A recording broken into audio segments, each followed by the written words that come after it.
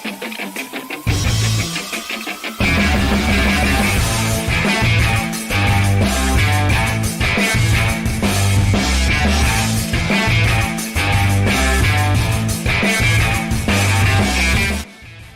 is up, RotoGrinders? Good morning, good afternoon, 11 o'clock here in the AM on the East Coast. Of course, we have a baby slate here.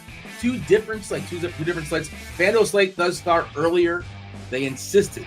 FanDuel insisted. They said, we want the people to talk about and think about the Pittsburgh Pirates.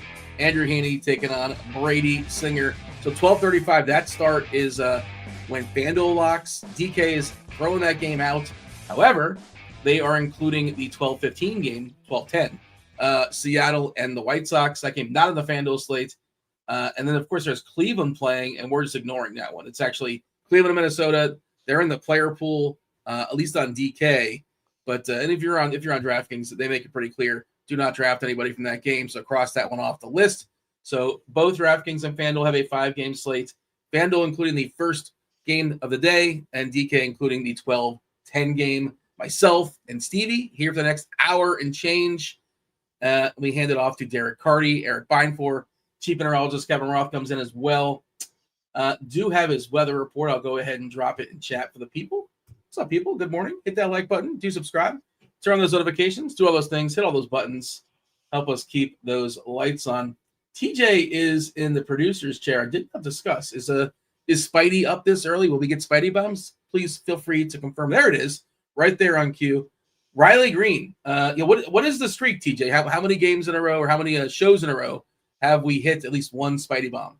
8 in a row now. 8 in a row. We haven't had any huge, I don't think we've had more than 2 hits in a night in that streak. So we haven't had any mega nights, but up to 8 slates of Spidey bombs in a row. We've been talking about Grant as well and his turd bombs. I did see he hit a plus 750 last night, so shout out to him. And I bet in that game for Oakland, I bet Rooker and Butler to hit home runs. He wrote up 6 players in that game on Scores and Odds to hit a home run. I took the 2 that did not hit a home run. The other 4 did hit a home run. Well, you know what? That's how it goes sometimes. So make sure you tweet Grant and tell him how terrible he is. Grant, you went 2 for 4. 2 and 4. 4 for 6. Yeah. You went 4 for 6. And I did tweet at him, but I was like, I'm the idiot because I went 0 for 2 on your 4 for 6.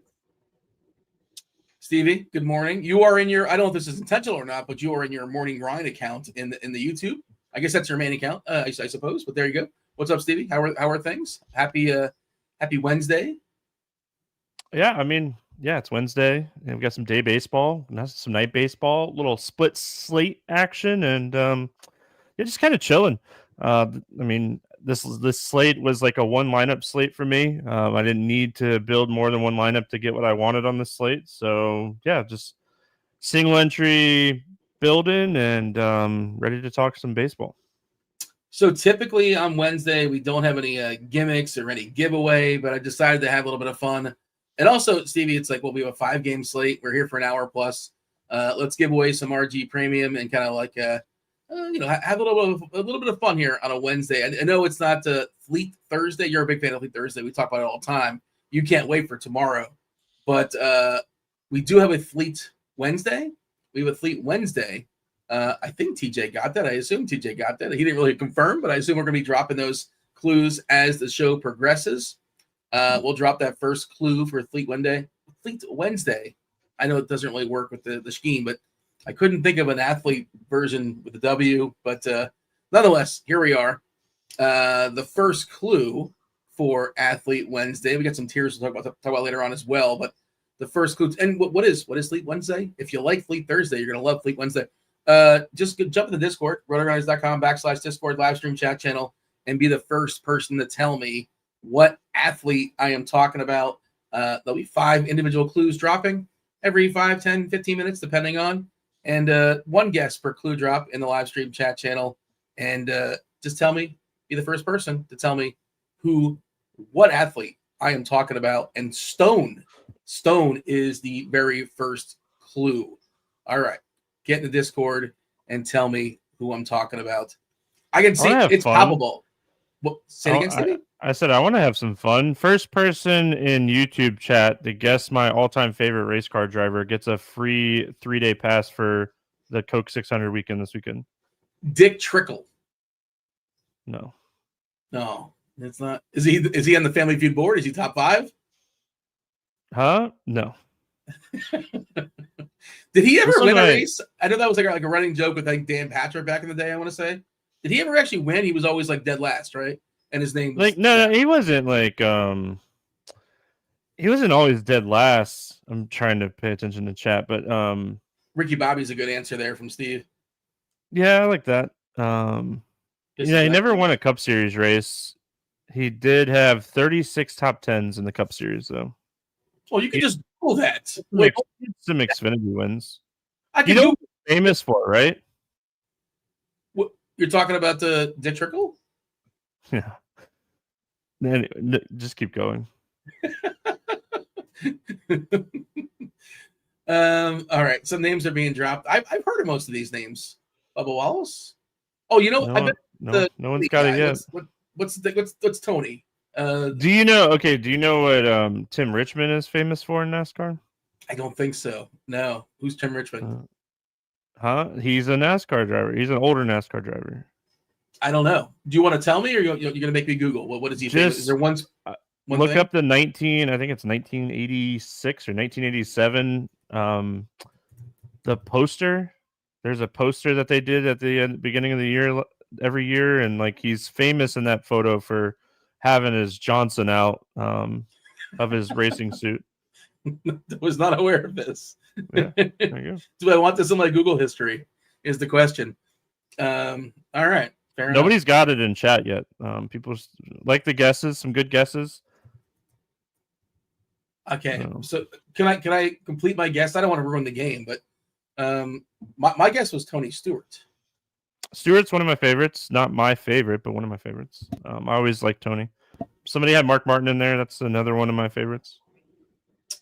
All right, the guy. I'll give everybody a hint because I thought it'd already be guessed by now, but he had still his Johnson currently in the picture. Still currently in the Cup Series. Okay.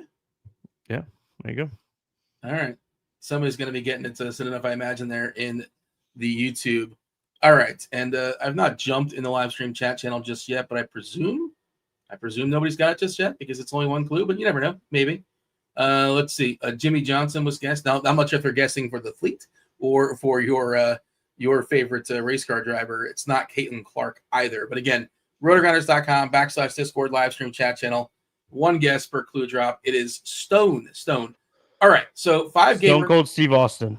I win. Well, I mean, I wouldn't. I mean, come on. You think I'm going to put Stone in the first clue if it's Stone Cold Steve Austin?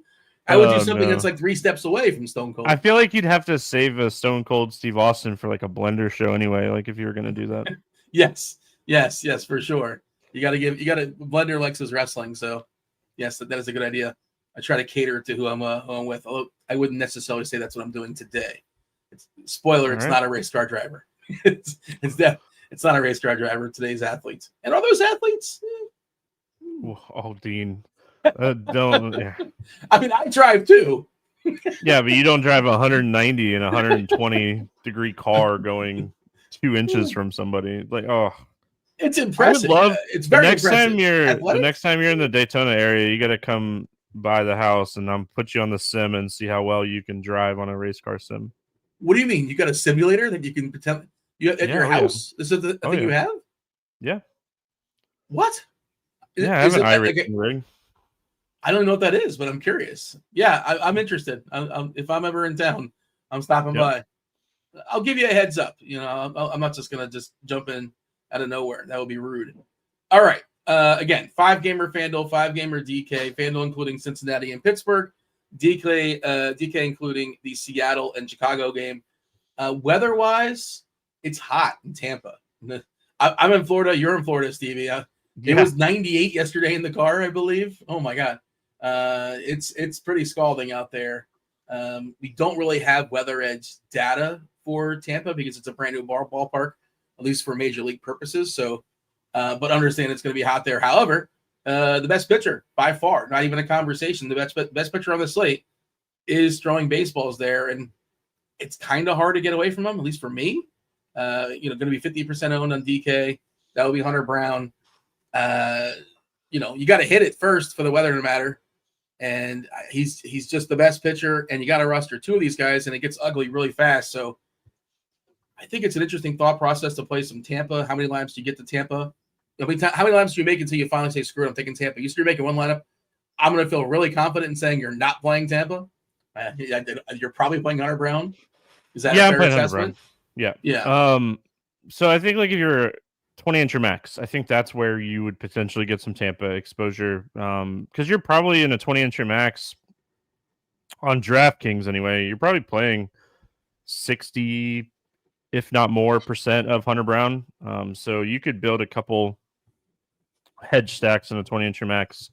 Here's the thing about Hunter Brown. He might go out and give up a home run or two with the great hitting conditions, but like he's going to strike out 8, 9, 10 hitters in this game. So, and they should win this game because Taj Bradley on the other side, we'll talk about the Houston bats, but I mean, he doesn't typically get blown up anyway. He has done a really good job of limiting power this season. He's like a 77 ISO with a 216 WOBA. So he's done awesome as far as like limiting everything this year. So his strikeout upside is what we're chasing. There's a lot of strikeouts in this lineup. So yeah, I mean, it's a really good spot for Hunter Brown. So yeah, I mean, you can make the argument for, building a couple hedge teams, but outside of that, I mean, Hunter Brown is the guy. It's very clear that he's the guy on the slate. Biggest K rate on the slate by far, 32.2%. Next up is Max Meyer for Miami. In a good ballpark, but really tough matchup against Chicago. I don't think we have a Cubs lineup just yet. We're kind of waiting for one there. We should get all the lineups in theory because, again, this is what 210 is the latest game. We just got the Mariners. No White Sox just yet, but spoiler, it's going to stink. Crawford, Polanco, J-Rod, Big Dumper, Kyle Raleigh, Rosarena, Tavares, Moore, and Williamson. That's your Seattle lineup. Still waiting for, let's see, Baltimore. And again, Minnesota, Cleveland, we're not concerned with. No Cubs. 2 hours until that one starts. Oh, did it just drop? Okay. Yeah. They called up Matt Shaw. Shaw is projected to be in that lineup. Yeah, he's by the way, ninth. Okay. Happ, Tucker, Suzuki, PCA. They're bouncing them all over the place, right? He was leading off when Happ was out. Now he's batting cleanup. I think he hit 6 yesterday, if I'm not mistaken. Bush, Swanson, Horner, Amaya, and Shaw. If you were in season long, I hope you traded Carson Kelly. That's over. That's not happening going forward. What a ridiculous first couple weeks for him. The chat, by the way, is still firing off. They're spamming the chat. I don't know what the rules are, Stevie. If you put any rules in place. There was no rules. Drivers. They could have asked. Yeezy just got it though. Yeezy got it. Kyle Busch is my all-time favorite driver. All right. Yeah. I mean, but I don't want to hit me up and we'll get you comp for this weekend for the 600. So hit me up. I see like 5. I'm not look. You didn't put any rules in place, but he had a lot of guesses, and a lot of people a lot of guesses. But congrats to Yeezy. All right. All right. Is it a big race this weekend? Anything? Yeah, Coke 600. I mean, it's the busiest. It's the busiest and like most famous day of motorsports on Sunday. Like you have Monaco in the morning, you have the Indy 500, and you have the Coke 600. Like it's racing all day this weekend. Is the Indy 500 not a thing anymore? Is that? I mean, I know it's a thing. Oh no, it's still a thing. Is it still like huge? Oh yeah. Okay, I feel like Daytona is the biggest one now. Is that not correct?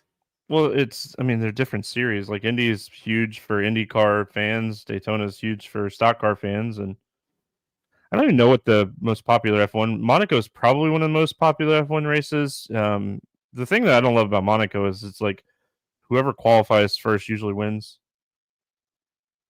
So hard to pass at Monaco. Is it? Yeah. I do like the thing about the racing where it's sort of like, ballparks, where every ballpark's distinct and has its own little nuances. And that's ways to get an edge. So, all right. But Walls was scratched. Taylor Walls was scratched. TJ's asking the question, are you going to see F1 in the movie theaters? That's the Brad Pitt movie, I believe. Nope. Is he too? Oh, Are you against this? I mean, I'll watch it on demand or something.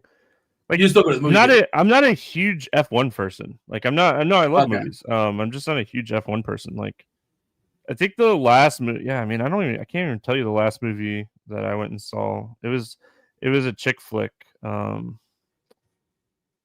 You've seen something since Days of Thunder. You've seen something. Oh yeah. No, I mean, what it was like. I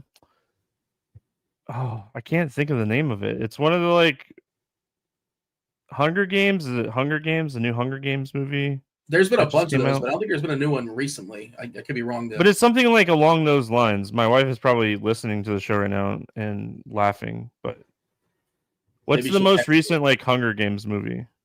That's a TJ question. I've never seen Hunger Games. I'm aware of it. Most recent one is Ballad of Songbirds and Snakes, and there's a new one coming out that is Sunrise on the Reaping. That's the last movie I saw in the movie theater. Whenever that was, the Songbirds and Snakes. Walls was scratched for Tampa, by the way. Diaz, Lowe, Aranda. This is their new lineup. Caballero, Simpson, Meisner, Mead, and Rortvedt doing the catching there for Tampa. No Danny Jansen. They got the backup catcher in there. Cross out Walls if he happened to be in your stack. There's several people in chat talking about Sinners. I've heard really good things about that. I'm going to try to sneak out to see that before it leaves the theaters, but I hear it was spectacular. All right. We have to roster 2 pitchers on DK, Stevie. We like Hunter Brown a good bit. We got to roster somebody else. We can't just stop there. Cade Horton's supposed to be pretty good. Like, he's a big-time prospect. I don't know what is big time. He's the second prospect for the Cubs. I think it was like 50, 45 or so as far as, top 100. Max Meyer, once upon a time, a monster prospect. He's starting to show that promise this year. Taj Bradley, I don't know what's wrong with him, man. It's not good. We like to pick on Houston, especially with righties, but that ballpark is not great. And it's like, oh, maybe Bradley's just getting unlucky. He's got a 4.8 ERA. Is that correct? Yeah, a 4.8 ERA, which is, it's lower than Brady Singer. In a small sample, it's lower than Cade Horton. But, the Sierra's 4.57, the xFIP is 4.46. He's walking too many guys, double digits, 10%. Does get some ground balls. Palante is interesting just because he's got that super skill of just getting ground balls. If you look at Savant, he's in the 99th percentile as far as getting ground balls. Unless he gets BABIP to death, like he should be okay. He should be fine. Sagano throws strikes. He doesn't strike people out, but he throws strikes. SP2, do you have anybody you're married to, or is it just sort of flexible based upon what kind of salary you need? Yeah, I mean, just kind of going top to bottom DK pricing wise, Max Meyer is someone I really like in general. I think he has a lot of good skills. This is a really terrible matchup for him going up against the Cubs. So I'm out on him today. The Cubs are one of the best offenses in baseball against right-handed pitching. I like Cade Horton a lot. I wrote him up on Lineup HQ this morning for tags. He's a top 10 prospect, right-handed prospect in baseball, not just in the Cubs organization. This guy's a huge prospect. I don't know if we'd necessarily say he pitched bad in his first 2 starts. He gave up a couple home runs. And if you look at his home run to fly ball ratio, it's like 23%, 26%, something really high. And like his minor league numbers are like 12%. So I think we're going to see some positive regression in the home run department. He's a big strikeout guy. And Miami has plenty of strikeouts in this lineup. So kind of was hoping for a little bit more strikeouts for him against the White Sox last time out. But I think this is a really good strikeout spot for Cade Horton. I think we probably see him closer to like 22 to 24% if he continues to stay in the majors, and he's sitting around 18% right now. He has a lot of good pitches. So really like Cade Horton as an SP2. I don't mind him on FanDuel. He's really cheap on FanDuel. If you wanted to get off of Hunter Brown, or if you're playing multiple lineups and you want to be a little bit different over on FanDuel, Cade Horton's like 7,800. You can play every bat you wanted. Because there's not really expensive bats, so it's really easy to fit in Hunter Brown on FanDuel if you want to go that way. Sagano, I don't necessarily love this matchup for him. Ground ball pitcher, doesn't have a huge strikeout ability. Chad Patrick, love the Baltimore bats. Chad Patrick is bad against lefties. Baltimore has a ton of left-handed power. Where it gets a little interesting is like Shane Smith. He's pitched well this season, just in general, but he gets a tough matchup as well. Seattle, they started the season awful, but they've been one of the best teams in baseball over like the last month and a half against right-handed pitching. So Shane Smith's going to throw a lot of strikes. He's going to try to limit power. He has some strikeout ability, especially in the bottom half of this lineup. With assuming that is this lineup out yet? It's not out yet, right? Seattle is out. Yes. Okay. Wait, no. I'm sorry. Yeah. We just read it off. I got to refresh. So, but I mean, if you have the normal Seattle lineup, you're getting a ton of strikeouts at the bottom half of the lineup, which you are. I mean, Cal Riley's in there. He's a big strikeout guy, but he's obviously the power guy. Rosarina is around 29%. Tavares is like 30%. Moore is 28%. So, like, Shane Smith could have a really good strikeout day at the bottom half. He might just give up a run or two, which is not bad. You mentioned Palante, really good ground ball pitcher, facing Detroit, where, I mean, really Detroit is built around like three hitters. They're really built around like Kerry Carpenter, Riley Green, and Spencer Torkelson. Mm-hmm. Colt Keith hasn't been bad this year. So, like, you could get a good quality start potentially from Palante, and Detroit's in a bullpen game, so you like the potential for a win for Palante as well at his price. I just don't know if we need it. Taj Bradley, hate this spot. He struggles against righties. Houston bats 50 righties every night, so you don't want to play Taj Bradley today. Logan Evans is somewhat interesting for Seattle. We really haven't seen big strikeout stuff, but he's done a great job of limiting power, limiting barrels. He's gotten very unlucky. If you look at some of his advanced stats, he has a really high BABIP that should continuously come down. So, I mean, Chicago, they're just awful. They have two guys with ISOs over 200, and one of them only has 16 at-bats. So, I think if you're going to like just go down and punt, you could see Evans score like 15 to 20 points here. He's not a huge strikeout guy, but I think he could have like a game where he allows less than 2 earned runs, less than 5 hits, and pitches 5 or 6 innings. So, I think that's everybody. Don't touch the Detroit situation. It's going to be like a bullpen type of game. They might let Herter go 50, 60 pitches, but I didn't mean to cut you off. I'm sorry, but we have 79 pitches for 80 pitches actually for Herter, which you think that's too many as far as projection? I mean, he pitched 3 days ago. He didn't pitch a lot 3 days ago, but like he's a bulk reliever. I think the most he's pitched this season is like 45 pitches. So maybe 60. I think the pitch count on our projections is a little high for him. The bat has him at 48. Yeah. Okay. Yeah. So maybe there's a happy median somewhere in the middle where it's like 65 or something like that. But I think 48 is probably closer than 80 if you're going to pick. And he is 6K. I don't know how much I need that salary. We'll get the offenses soon enough, but there's no offense I absolutely have to have. No offense is the team total above 5. Not even the Cubs, unless that's changed. They are facing a pretty good pitcher in Max Meyer. And the other thing about Gibson I wanted to mention, not Gibson, I'm thinking Taj Gibson, but that's a basketball player, and he's no longer relevant. But Taj Bradley he's like neutral to reverse as far as the splits, so maybe it's not necessarily a good thing that he's facing a bunch of righties. And again, the weather, it's hot. It is scalding there in Tampa. That, without a question, has got to be the best weather on the board. TJ says, what if Taj Bradley remembers he's good? Again, like you can look at his numbers and like his numbers are correct, right? He's got a 4.8 ERA, and a 4.57 Sierra, and a 4.46 xFIP.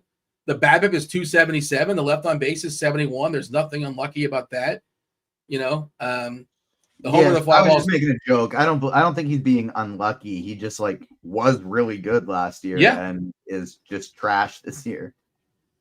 Yeah, I mean, I'm sure he's trying to figure some stuff out, and I'm not saying he's not going to be good again, but his current state, it's not been great. And so I've talked about this a lot this year already, but for people that haven't heard me talk about it, like his split finger has been awful this year. Last year, his split finger generated like 33% whiffs, and it's like 21%. He still continuously throws it like 20 to 25% of the time. So That's the biggest thing when it comes to Taj Bradley is, I mean, if you look at all the expected stats on the splitter compared to last year, he's just really struggled with that pitch, and it's a lot of movement stuff. It's a lot of drop stuff. What's funny is like velocity wise, it's very similar. It's just very different in how it's moving, and that's been one of the biggest things for him. I mean, that was his like go-to.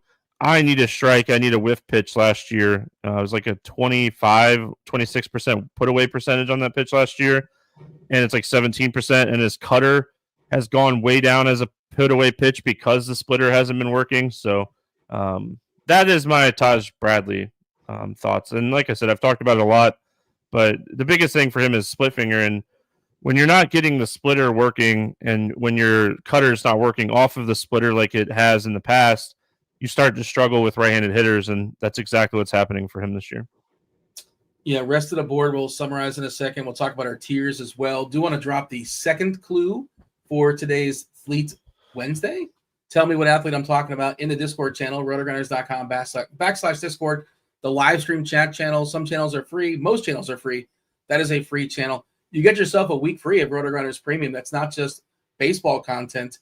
That's not just all the bells and the whistles and Cheese's article and the rankings and all the goods, the expert survey and the optimizer and Sims, everything TJ's showing off and more. You get football, baseball, basketball, hockey, NBA, MMA, PGA, WNBA, all the goods, everything with the exception of NASCAR. You got to hit Stevie up for NASCAR via RotoGrinders. All right. So give me some guesses in the Discord because confirm is our second clue. It is scrolling. Fell a little bit behind, so we'll drop the third clue if we need it in about 5 minutes or so. You mentioned Shane Smith. He's been very good as far as ERA. Like he's due for some regression. If you look at the homer and the fly ball stuff, 4.2%, probably not going to sustain. Chad Patrick, another guy, I've been lucky as far as homer to fly ball, and he gives up a ton of fly balls. So maybe gives up a couple homers today. Maybe it kind of catches up with him. How many lineups do you make until you say, screw it, I'm just going to take Max Meyer? I don't want to pick on the Cubs, but you can argue he's the second best pitcher on the slate from a skill perspective. I think you can make that argument at least. Yeah, I mean, the thing about Max Meyer is when he's having a good command day, he's probably a top 25 pitcher in baseball. And I think like we'll see this over the next 3 to 5 years. Max Meyer will get it figured out, and like we'll be talking about like how he's an ace. Like his stuff is super electric. So, there's strikeouts in the Cubs lineup. Obviously, like Suzuki strikes out a ton, Swanson strikes out a ton, Bush strikes out a ton.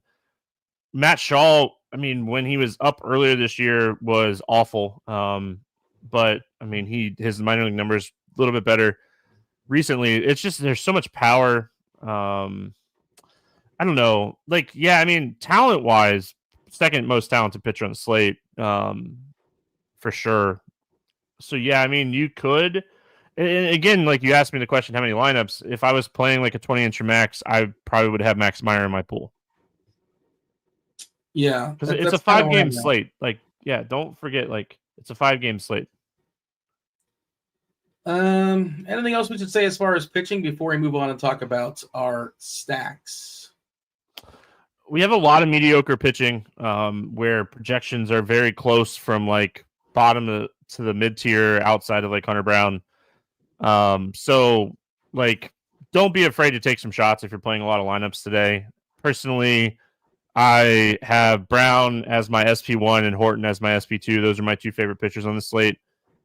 But again, I'm playing one lineup today. I like Brown and Horton a lot, and I like Baltimore a lot, and it was really easy to make that stack work. So I didn't need to do anything else. So yeah, that's kind of where I'm at. But if you're playing multiple teams, like there's not a huge difference between like Horton and Evans. Like all of those pitchers are very similar to each other today.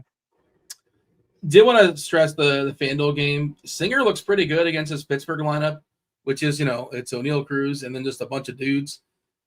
Spencer Horwitz is batting cleanup for Pittsburgh, which means if you're doing the math, there are 5 players batting behind Spencer Horwitz for Pittsburgh. Man, I saw a report like, I don't know if it was a GM There's no way we're trading Paul Skeens. Yeah, not today. Maybe next year. You're going to trade him soon. Well, like within the next couple of years. They have, but they have Bubba too. Like, it's not just Skeens. They have Bubba. Like, eventually they're going to have one of the best 1-2 combos in baseball. And no offense. They're going to lose games 2-1.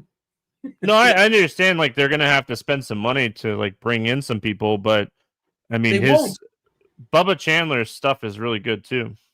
No, I understand. They are they're a poor They claim to be, they're a poverty franchise.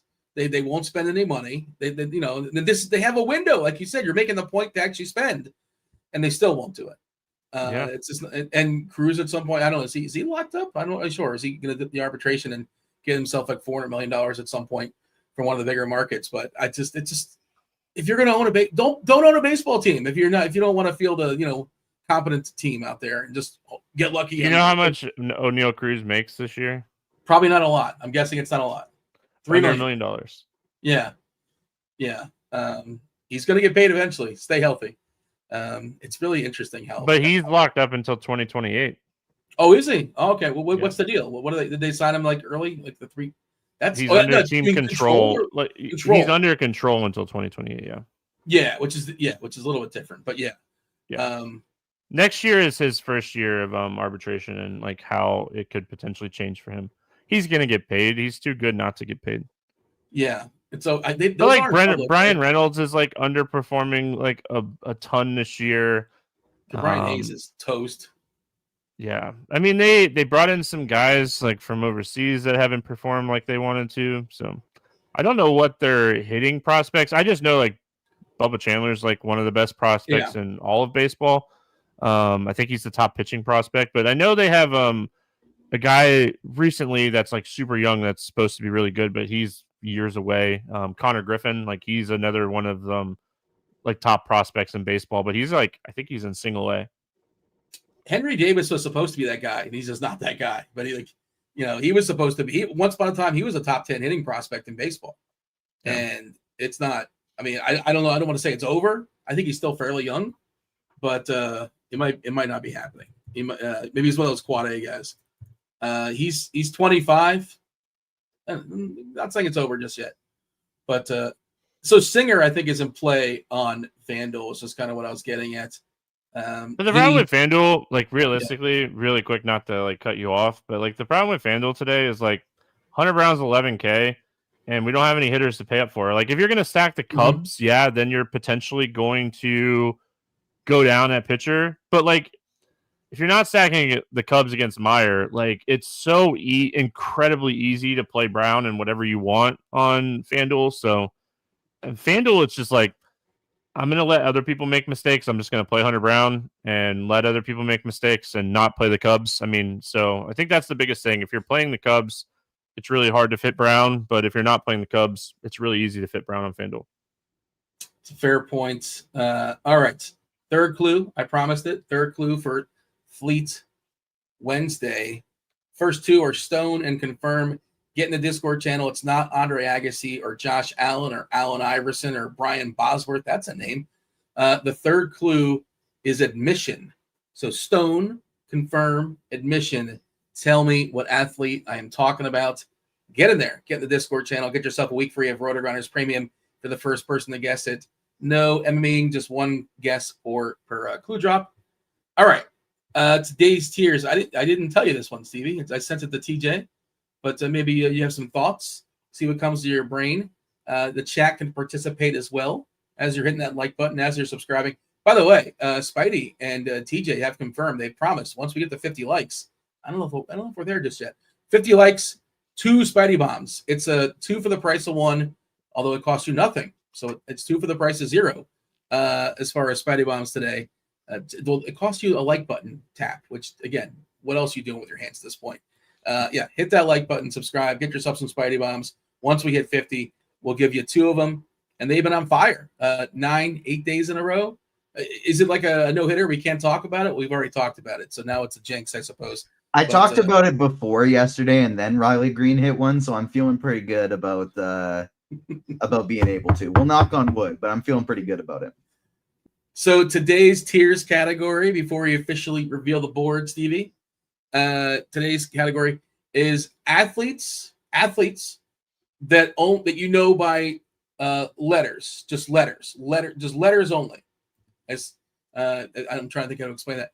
Initials, just like I power ranked athletes just known by letters.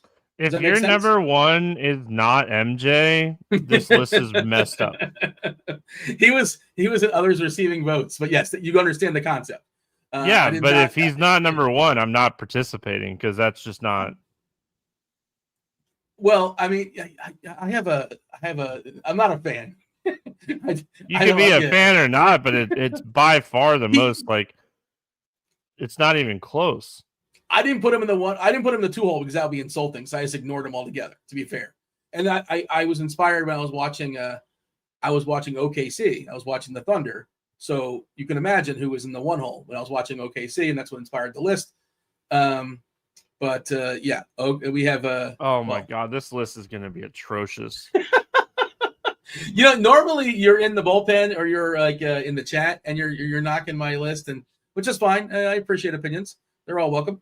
But you know, now you can actually do it live on air to my face and tell me how terrible it is, which is fine. Which is I gotta, and I'll defend them. And these are never to be taken too seriously. But yeah, so our list is. Do you think the number one athlete known by initials is SGA? These are the qualifier is these are not to be taken too seriously. I mean, Allen Iverson, like you could just go on and on and on and on. And Steph Curry, SC, like. No, hold on a second. Nobody. Okay, I mean, okay, SC. Steph Curry was a reach, but SC.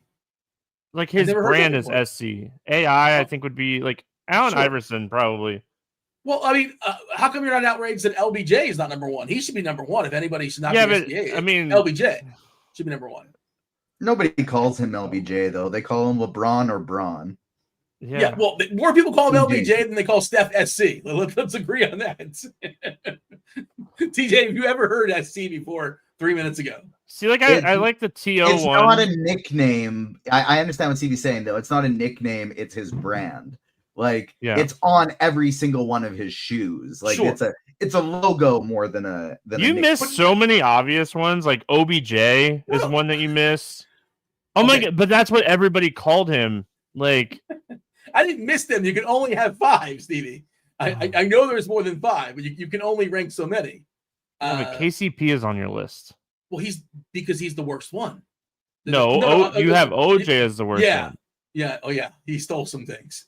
Yeah. So, yeah. Well, KCP, somebody's got to go in the 4 hole, and like who? Think we went to a random 100 people and been like, who is SGA? You think that 90% of those people would be like, oh, I know who that is. Or if you went to 100 people and were like, you're like, who is MJ? Like, I think 95% people might know who MJ is over. Well, you say basketball player, but like, oh, this is what it's worth. I think this is a good list, except for number 1. Yeah. The whole inspiration of again. But I'm not here telling you. To be fair, I'm not saying he's better than Jordan or he's better than LeBron. That's not what I'm doing. No, I know you're not saying that. I understand that. They're all 1 hole worthy. And how did you miss Allen Iverson though? I didn't miss it. He was literally on my list. So MJD was on my list. The top 4, you missed it. No. There's no miss. There's only 5 spots in total. So you're saying if they're not in the list, I missed them. They were considered, and it's like I didn't fit the list. And I wasn't sure. I said Tom Brady, like TB12, like no, everybody just calls him Brady. Well, it's CJ2. I'm not interested in numbers. I was like numbers too. You're thinking in like the sports, like you should. Your thing should have been like the sports world. Like this list is the sports world people. Like because, this list. This one's bad. This one's bad, Dean. The fact, like I already kind of said it. Like the fact that you didn't have MJ on there. All right, we actually got a winner. By the way, we're getting distracted by my terrible list. Oh, officially, by the way, SJ number 1, LT number 2, and maybe TJ can make a poll question because I'm curious. And maybe it's like based upon your age, right? I'm over than 45 or I'm over than 40. And I think when I say LT, who do you think of? Go. Don't think about it. Who do you think of? Who do I think of? Yes. Lawrence Taylor. I say LT. TJ, there you go. Yeah. If I'm over 40, if I'm under 40, that's it. Yeah, because they're both LT. But if you're over 40, you think of Lawrence Taylor first, I believe. You think. And then if you're under 40, you probably think of there's a poll question for the people, TJ. Your poll abilities, not that you're not spinning off plates already, not to make you busy. If you have time, by all means, feel free to make that. We do have a winner in the Discord. We'll play it out as far as our clues, but the fourth clue for Fleet Wednesday was non-zero. Non-zero was our fourth clue. Yeah, we got the chat is divided as well as far as Lawrence Taylor or Damon Thompson. So I wasn't sure which one it is. Whatever one it is to you, but LT is in the 2-hole. Terrell Owens was awesome, but he was also kind of, you think of like diva receiver, right? I think he's like he's the picture in the dictionary. But he played like well into his 40s. Like he was really good for a long stretch. He was awesome. But he's in the middle. KCP, like somebody's got to be at the bottom. And there's not many players that are good that are known just by their initials. So apologies to Contavious, Caldwell Pope, and your Orlando Magic. And then again, OJ, he's at the bottom. All right, let's go ahead and throw some of these teams in some tiers. Let's knock out the FanDuel game. Brady Singer taking on Andrew Heaney. Crunch Time's coming in a half hour, so we have plenty of time to dig into this. We have Carty knocking on the door as well as Erik Beimfohr and Chief Meteorologist Kevin Roth. Weather-wise, I think we're pretty good. Let me see if anything's changed. There's weather in Minnesota, but we're not really concerned with that. It's orange-yellow because that game is kicked off the slate. Yeah, it's going to be hot. Roth is telling us 90s in Tampa, wind blowing out. Two of the better pitchers, well, I guess depending on how you feel about Taj Bradley, but certainly the best pitcher on the slate is throwing baseballs there. Yellow in Pittsburgh and yellow-green for the White Sox, but it looks like it's going to be pretty clean. Tonight, it'll be dicey for Washington. It's orange, and it's Washington, and Washington is notorious for doing goofy things, so that'll be fun for Roth for sure. All right, Brady Singer taking on Andrew Heaney, 8 total. Bad ballpark for hitting baseballs. It looks like it's pretty good weather for throwing them today, especially.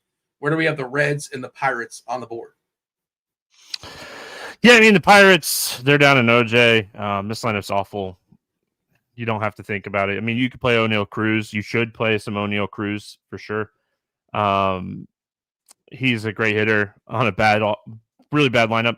And Singer struggles against lefties, so I like O'Neal Cruz a lot. But outside of that, I think it's awful. Is Horwitz in the player pool on FanDuel? I don't know. He is. He's 2,500 second base eligible. I don't know if I would play him because I don't know if you need it, but like he was okay against right-handed pitching last season. He had 200 ISO, 377 WOBA against righties last year. So if you want to play Horwitz at second base is always a really weak position. And Brady Stringer, like I said, he struggles against lefties. So if you wanted to take some shots on Horwitz on FanDuel, I get it. And then as far as Cincinnati, no, Pittsburgh is not KCP. Pittsburgh is OJ. I'd probably put Cincinnati in the KCP range. I don't have a ton of interest in them outside of like some Stevenson, some Hayes. Ellie De La Cruz has been awful from the right side of the plate this year. He's just really struggled. He's been striking out a ton. So I would put Cincinnati and KCP, Pittsburgh and OJ. If you stretch it back to last season, current season and last season on plate IQ, 280 at bats, he had 128 ISO, a 30% K rate. You much prefer to have De La Cruz hitting, he's a switch hitter, hitting versus righties than lefties. Yeah. Tough ballpark as well. Hayes has hit lefties pretty well for what it's worth. 191 ISO. And I think, I'm not sure if he touched on this out. Andrew Heaney, I think he's kind of reverse splitsy, right? He's neutral. I mean, he's more of a neutral guy. So, if you want a sneaky play, if you want to call that sneaky, I don't hate Hayes, but I'm pretty sure, I think Pittsburgh is the toughest ballpark to hit the ball out of the ballpark for lefties historically. At least they have been bottom 2, bottom 3. It's just a tough ballpark, as is for hitters. Maybe it's righties. It's not great for lefties either. But it's one of those sides, either lefty or righty. It's been like the toughest.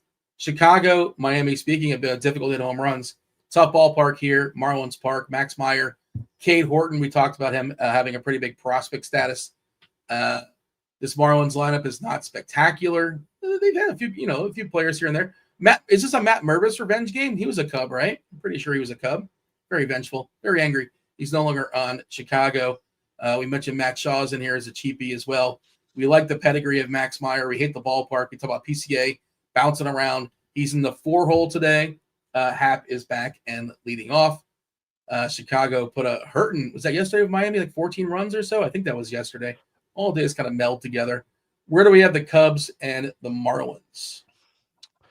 Yeah, so I mean, for me on the Cubs, I think they are in the TO range. I think that if you're playing them, you're stacking them. I don't think you want to one-off them here against Meyer. I think if Meyer is struggling with command, this lineup has so much ceiling just in general. So I think like if you're playing the Cubs, you're stacking them. Miami's bullpen too. Like if they can get to Meyer, Miami's bullpen is bottom 5 in a lot of statistics outside of like some strikeouts. They have a really high whip.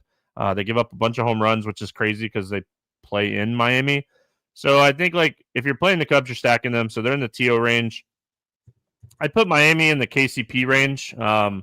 Again, I believe in the talent for Cade Horton. I think that there's a lot of potential for him in this spot, strikeout wise, and I think some of his home run to fly ball ratio stats are going to definitely be benefited here in Miami. So I mean, you could play like Ramirez, Stowers. You mentioned Mervis; he has power. So I think Cubs in the TO and Miami in the KCP range for me today. All right, so no enthusiasm just yet as far as the offenses. Let's see if this changes. The Astros, the Rays, 8.5 total. Again, best pitcher on the slate by far, Hunter Brown.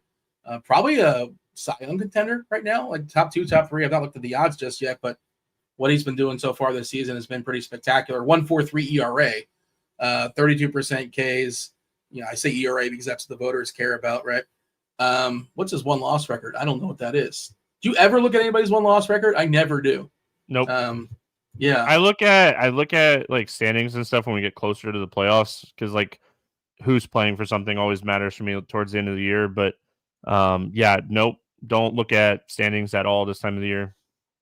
Hunter Brown, by the way, 6-2. Whip is something if you played season-long baseball for a long time or back in the day. 0.83 whip, which is outrageous. That is a ridiculous whip. I don't know. I feel like that's got to be one of the best in baseball. He's having a spectacular first 2 months of the year. Walk rate pretty much in check as well. But again, not the best spot to throw baseballs, so they have to make some contact here. I do think the Rays are interesting. Maybe it's like a mini. I don't know if I'm going to go full Rays, or if you get to the Brown early, maybe the bullpen, you can get 3 innings or so. You can get there that way. How do you feel about the Astros offense facing Taj Bradley? All righties facing a neutral right-hander who's struggled so far this year. So I like the Astros today more than I've liked them maybe all season long, but that's not a high bar to get over because I have not liked the Astros all season long, basically. Houston's in that LT range for me. I like them a lot today. Taj Bradley, I talked about his splitter cutter combination not working against righties as much. This lineup is full of right-handed hitters. Pena, Paredes, 2 of my favorite hitters on the entire slate. So like the Astros a lot, great hitting conditions. They're in a minor league ballpark with excellent hitting conditions. So, this is a great spot for Houston. I think they're very stackable on the slate.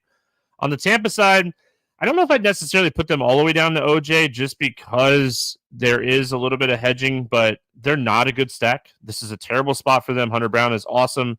The only reason you'd be playing some Tampa today, great hitting conditions, wind blowing out, very hot, and Hunter Brown is super chalky. So, like, some hedge Tampa in the KCP, but overall, I think you're going to need to play 20-plus lineups before you start thinking about playing Tampa today.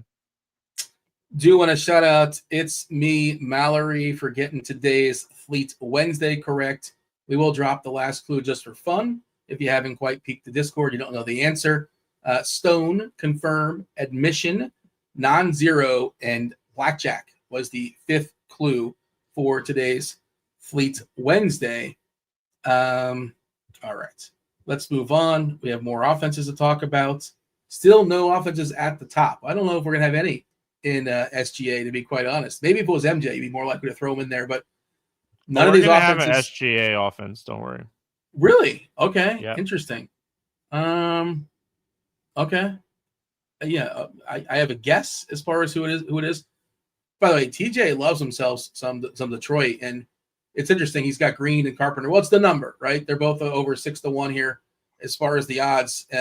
Too high for them. I don't like the matchup. It's just neither of them are ground ball hitters, and so maybe they can get it in the air against Palante, and those odds are just like Kerry Carpenter should never be plus 600, and Riley Green plus 650. He's been red hot, so I'll just those odds are too good to pass up. Maybe against like a Chris Sale. What's Malloy's home run number at? It's got to be a big number. I mean, just because Palante just does not, I know he gives us so many ground balls. Yeah, it's weird. Malloy is a huge fly ball hitter too. If you get the ball in the air on him, because it hasn't happened a lot this year, his homer to fly ball is 26.7%. So if you find a way to get the ball in the air, again, he's in the 99th percentile in Baseball Savant as far as ground balls. He's just a ground ball savant. Malloy is plus 800 on FanDuel. And not high enough. Is he also he's starting versus the righty? Traditionally, he's a pinch hit risk, but starting versus the righty, more likely to stick around, I suppose. Okay. Yeah, unless it's a late game situation, right? Yeah. Who do they have on layaway? Badu, right? So yes. Yeah. He's a lefty, right? Yeah. That's who I would assume would be the switch if it's late in the game kind of situation. Sagano versus Chad Patrick. We still don't have a Baltimore lineup, correct? Unless I missed it. Is that dropped on us? And it's not out yet. Okay. By the way, we're talking about Pittsburgh and their pitchers. Jared Jones looks like he's done for the year. Right elbow surgery. He's one of those guys that was supposed to, they were supposed to have this, great young staff, and it turns out that's a bummer. That's unfortunate for him, but he was supposed to be a thing. Hopefully, he comes back and becomes a thing. All right, let's move on. Talk about Baltimore. Is this possibly the team in the the 1 hole? I don't know. Vegas doesn't love it. Less than a 4 total. No line out just yet. We're projecting Holiday, Rushman, Henderson, O'Hearn, Mountcastle, Mullins, Kierstead, Urias, and Dylan Carlson, which still seems weird. Against the Brewers, Chad Patrick, Sagano. Sagano's going to throw strikes. He's not going to throw it past you. Where do we have the Brewers and Baltimore?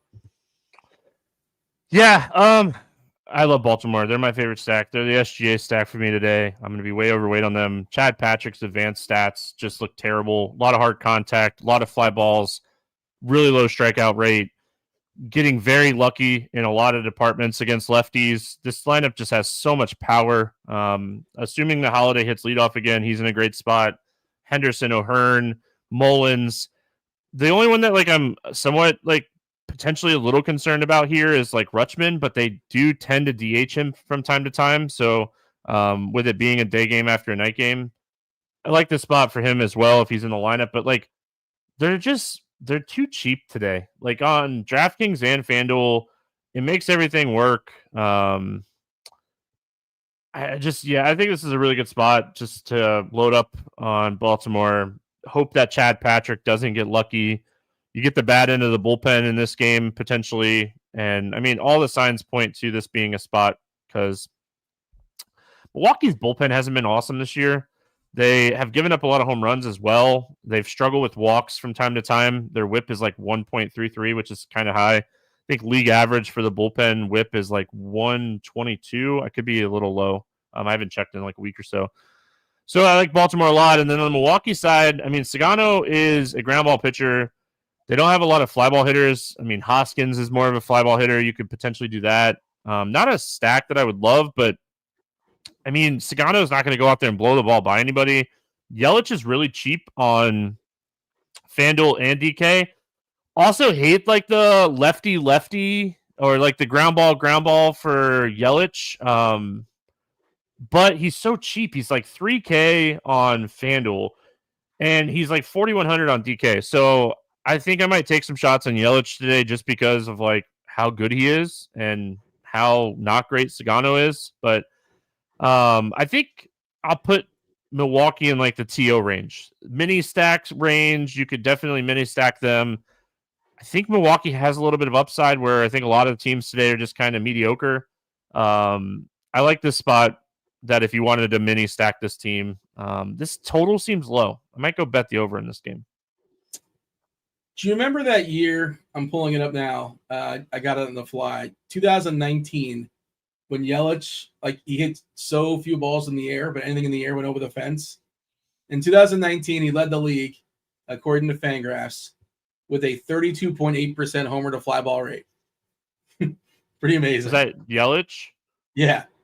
I just know that, like, any time that year that he faced a fly ball guy, I played him. That's what I was about to say. Anytime it's a fly ball pitcher, you put him in the lineup. Yeah. You want to hear some names, by the way? The second best, the second highest homer to fly ball in 2019? Boomstick. Nelly Cruz, 31.3%. And then here's another fun one. Remember Franmil Reyes? Franmil Reyes, 31.1%. For Cleveland, I think he was on a different team too. That's the first team I think of, though. But there you go. Well, I don't know, just some. Yeah, if you see the name, Nelly Cruz and Franmil Reyes, you have to mention. I can't just pass by it, pretend like it didn't happen. All right, let's talk about. Check the over 8.5 runs on Hard Rock at plus money in that game.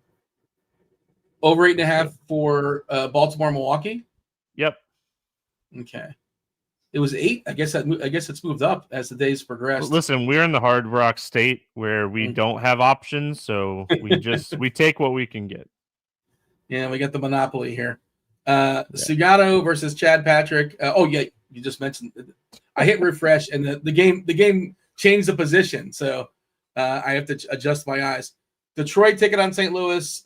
Brant Herter. We're expecting him to throw around 60 balls, give or take. Andre Palate, all his ground balls, taking on, as TJ said, or as you were talking about, as far as Detroit, basically 3 dudes. Green's only taking a step forward. Carpenter as well, the 2 lefties, and then Torkelson has been doing better this year. Also, a shout out to Javi Baez. I took the L on that one a couple weeks ago, and he's having a resurgence of a season for him. He was horrendous coming to this year. That contract looked terrible, but adjusting to playing life in the center field, and he had a walk-off the other day. I think he's just healthy. Maybe that's it. But I mean, look at Corbin Carroll's first 3 or 4 months last year. Yeah, just being healthy is huge. Carroll taking a big leap this year as well. Yeah, like you said, the first half of last season, he was pretty dreadful. I'm sure people, why you keep recommending Corbin Carroll? He's good, I swear. He's supposed to be good. Just wasn't healthy. Yeah, he had a big homer last night against LA. They ended up losing, right? Ohtani was walked. Yeah, it was like they won 2 in the 9th or scored 2 in the top of the 10th. And then LA on a Carroll home run, and then yeah. Dodgers are never out of it, man. Yeah, it was. They put Ohtani on as the winning run. They were down. LA was down 1, and I think there was 1 out, man on second, and they intentionally walked Ohtani to get the bets. I don't know if you saw that situation, but it's kind of I get it. I understand what you're doing, but this is really good too. You can't put the winning run on the plate. You can never you can pitch. Are you sure when Ohtani's hitting, you can. Yeah, but you can pitch around him enough where you try to get him to chase. You don't just intentionally walk him. Yeah. Throw Detroit. 4 balls in the dirt and try to get him to ground out.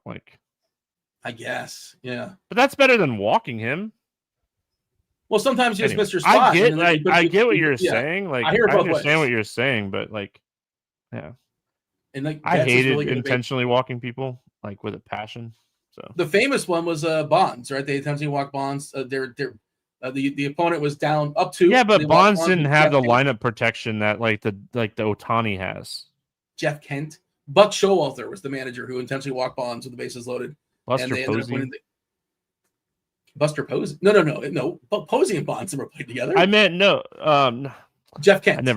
Yes, I meant yes. Detroit, St. Louis. Where are we throwing them on the tiers? So I think St. Louis needs to be up there today. I just don't know if I want them in the TO or the LT range. Here's the thing: I expect Herter to go 40 to 50 pitches, maybe 60. I think 60 is a reach. They used Holton and Vest last night. They used 2 of their best bullpen arms last night. Do they go back to them? There's always a possibility, but they had to use the bullpen a little bit last night because Scoble kind of got in trouble. He was striking people out and his pitch count got up really fast. But if you look back too, I mean, Montero, he went kind of deep in the first game of the series on Monday. They really haven't had a day off, so the bullpen's kind of worn out, and they're going to a bullpen game here. So I think the Cardinals have some upside. They definitely have a little bit more upside against right-handed pitching, but like Contreras, Herrera, Wynn, Walker, Arenado, like all these guys can hit left-handed pitching, and then you get some righties out of this bullpen because they have a lot of right-handed pitchers in the bullpen. So you're going to see, these guys like Donovan, Burleson, like get some upside against those right-handed pitchers. So I think because it's a 5-game slate, I think the Cardinals have upside. I hate bullpen games, but the fact that they use some good bullpen arms, they haven't really had a day off here in a while. I think this is a spot you could stack the Cardinals. And the Cardinals have been hot. So I get that. And then on the Detroit side, I'd put them in like the KCP range. You could play Carpenter. You could play Green. You could probably play Malloy with his fly ball rate. Torkelson. But I don't think you're stacking Detroit. I think you're just kind of chasing home runs like we normally do. I feel like Detroit is a team we chase a lot of home runs with. Like Baez has been hitting with power this year, so they're not a team that's gonna like go out and score 10 runs a game, but they're a team that can hit some home runs. Yeah. It's tough to stack against Palante, as we talked about, as far as unless BABIP's really against them. Again, you put the ball in the air against them, a decent chance, more so than others we've seen as far as homer to fly ball, but just the ground ball rate is elite. Last game on the slate. Again, we're not talking about Cleveland and Minnesota. Cross them off the list. It's Logan Evans taking on Shane Smith. 8.5 total. If you look at the lineups page, it looks like Chicago's like got potentially some weather issues. Roth will be on in about 5-10 minutes or so, give some clarity to that. But last we saw, and again, this is not going off until 2 o'clock or so 2 hours. Yellow green. Talking about some sprinkles here, but what I'm saying is that I would not be afraid of what we're showing right now on the lineups page. This stuff can change. Weather is fluid, but as of right now, no concern weather-wise for me. Where do we have the Mariners and the White Sox? Yeah, I mean, Seattle, they have so much power at the top half of this lineup. Polanco, Riley, Rosarina, Rowdy Tellez. So they're always in play. I think they're in the TO range. Like, you could always stack them. It's just Shane Smith has been really solid. He's done a great job limiting barrels. He's done a good job of limiting power. Is a 111 ISO against lefties, 260 WOBA against lefties. But like, here's the thing: there is some some negative regression coming to his numbers. He has a low whiff rate, strikeout rate. Like, he's not going to continue to get 2% barrels against major league hitters. Like, he doesn't have the stuff to do that. So I think that they're a stackable offense. That's what we're looking for on a 5-game slate. So yeah, I mean, I think Smith could potentially be solid. But yeah, I think Seattle's lineup is definitely worth playing a little bit of. On the White Sox, I mean, I'd put them way down. I don't really have a lot of interest in this lineup. Like, who are you playing? Luis Robert just can't wait to get traded. He's been awful this year. You see his quote? You see his quote? He's like, the way I'm playing, I don't even know who would take a chance on me. They asked him about the prospect of getting traded. And it's like, the way I'm playing, like, who would even trade for me? I essentially think a lot of people. Pittsburgh can trade for him. He'd be better in the Pittsburgh lineup. You think Pittsburgh's going to make a He move? looked beautiful in Toronto. Where did you put Seattle, Stevie? In the TO range. You had it right. Yeah, I mean, so I don't have any interest really in the White Sox. I do, like I said, Shane Smith, like, his fastball is really good. And when you have a good fastball and you have a changeup that plays off your fastball, you can generate more soft contact. We see that with the dude from yesterday, Logan Henderson. Logan Henderson throws his fastball and changeup out of the same arm slot. One is 92 miles an hour, one is 81 miles an hour, and he generates a lot of soft contact, and he generates a lot of whiffs with those pitches. It's just, I don't think that Shane Smith's changeup is as good as Henderson's changeup. So there's a lot of the expected stats say that you could definitely stack against him in this spot. I just don't see that on the White Sox. They don't have anybody to play. They're awful. If we had 2 more Mariner starting pitchers named Logan, we could make a tiers ranking out of it. Logan Henderson, Logan Evans, Logan Gilbert. They love Logans in Seattle if they would throw baseballs. Let's recap the board, Stevie. I'm going to want some homer calls as well. About 5-ish minutes or so. We got crunch time coming in. Beimfohr, Carty, chief mineralogist Kevin Roth. There's only one team up there with SGA. We did power rank. I say we, but me. Power ranked players. If you're joining us late, I don't want any part of this list. Oh, come on. If do you think Kevin Roth agrees with me that MJ is number one? I bet you I am. I wasn't saying he's not. He's one worthy as well. You can't put everybody on the board, and that's that. It's not that You didn't even put him on the board. Yeah, I did put a lot of people on the board because there's only so many spots. Yeah, more people in the world know who SGA is than MJ. That's not the premise. it's not the premise. So players just known by their initials, by some letters. SGA in the one spot. Only one team hanging out with SGA. It is the Baltimore Orioles. Second spot is LT. We got Houston and St. Louis in the middle. We got TO. That's the Cubs. Milwaukee, Seattle, KCP, Contavious Caldwell Pope. That's the Reds, the Marlins, the Rays. I can barely read this. Is it just me? But Detroit, I'm fairly certain that is their emblem. That is their logo. And as always, hanging out with OJ is the White Sox in the 5-hole and the Pirates as well. That is our board. Give me some homers, Stevie. Who's going to bang out some dongs? Who's going yard today? All right, let's go Herrera at the top from St. Louis. Really like his home run. I bet his home run earlier today and his total bases. Me too, and that was going to be the next Spidey Bomb, so I'm going to pivot. But love the call. Great odds on Herrera today. Yeah, I liked his odds a lot. I tweeted out that I liked his total base number too. I thought it was just ridiculously crazy, but I like him a lot. Let's go Mullins from Baltimore, just a random home run, and Paredes from Houston to hit a home run in Tampa in that great hitting condition game. Are we waiting on something with Baltimore? Why is another one? Stevie, we're on the same page today. I love it. I don't know why we don't have a Baltimore lineup yet. I like the Paredes call. Reverse splits, righty in that great ballpark. It's not the Crawford boxes, but that ballpark is solid there, of course. And TJ, he likes to pick his spots. He likes to put some comments up in them. TJ's not going to put up J3 thing. He's saying that's a great board because producer TJ doesn't want to compliment that. Well, now he does. Now he feels he was coerced. He was strong-armed into doing it. He likes to put the commentary on. I don't think the board was bad outside of MJ not being number one. Yeah, that's fine. That's fair. I would be just as upset if LeBron wasn't there, but I understand. It's just some players going to get cut. And speaking of, by the way, LeBron versus MJ player debate, Dean, it's which one goes by their initials more. Nobody calls him. Some people call him LBJ, but that is his fourth nickname. It's fair point. All right, so let me give a recap. If you're not aware, if you didn't figure it out, if you didn't see the answer in the Discord, for those that are playing, today's Fleet Wednesday. Our clues were Stone, Confirm, Admission, Non-Zero, and Blackjack. So Stone was the first clue. And this athlete actually was in a movie called Uncut Gems. What is a gem? Gemstone. Gems are stones. So that was a reference to this movie this person was in. 2, Confirm. Confirm. What does confirm mean, Stevie? To certify. This athlete has a podcast called KG Certified. Also, just by coincidence, this athlete also is known by just their initials. The third clue was Admission. What was this athlete's nickname? Big Ticket. Big Ticket. If you want to get in, if you want to be admitted, you need a ticket. Non-zero. This athlete was known for this quote, amongst other things. Anything is possible. Non-zero chance. Anything is possible. And clue number 5, Blackjack, was in reference to this person's number.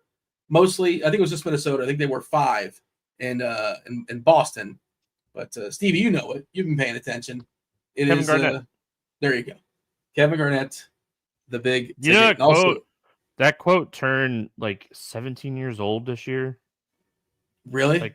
Yeah, isn't that crazy? In chat, J3 saying Lyndon Baines Johnson also known as yes. If we're doing presidents and yes, LBJ. My apologies to the LBJ estate. That was 17 years ago, man. Yeah, isn't that wild? It was 2008 NBA Finals. Yeah, and that was his reaction, the post-game celebration. I'm pretty sure that was the first question, and the sideline reporter. He screamed it out. Anything is possible. Yeah. Yeah, I feel like they turned that into a commercial. Not a Celtics fan, but a Magic fan. So. All right. Again, crunch time coming in here momentarily. We got Roth coming in, Erik Beimfohr. Let's check the poll. We also have Derek Carty. And I don't know if we have enough likes to get another Spidey Bomb, but we should be dropping one momentarily. TJ kind of hinted at what it might be. So I don't know if there's another one he's going to swap it out for, but hit the like button and we'll find out.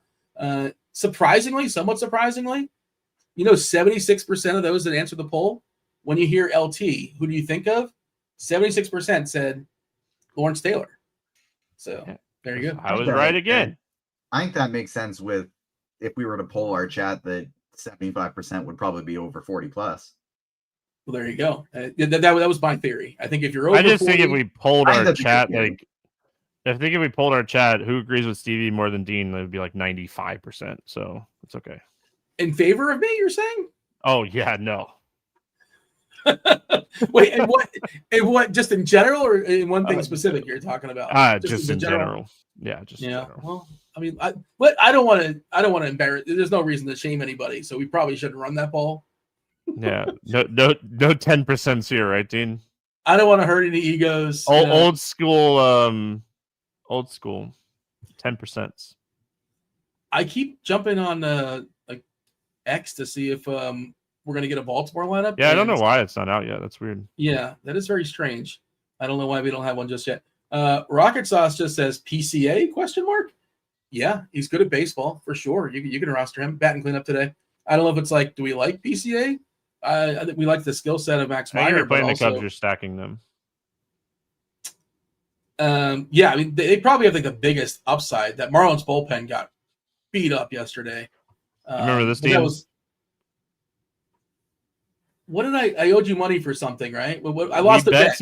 We bet something in Vegas, and like I won the bet in the first 3 minutes of the football game. It was the best.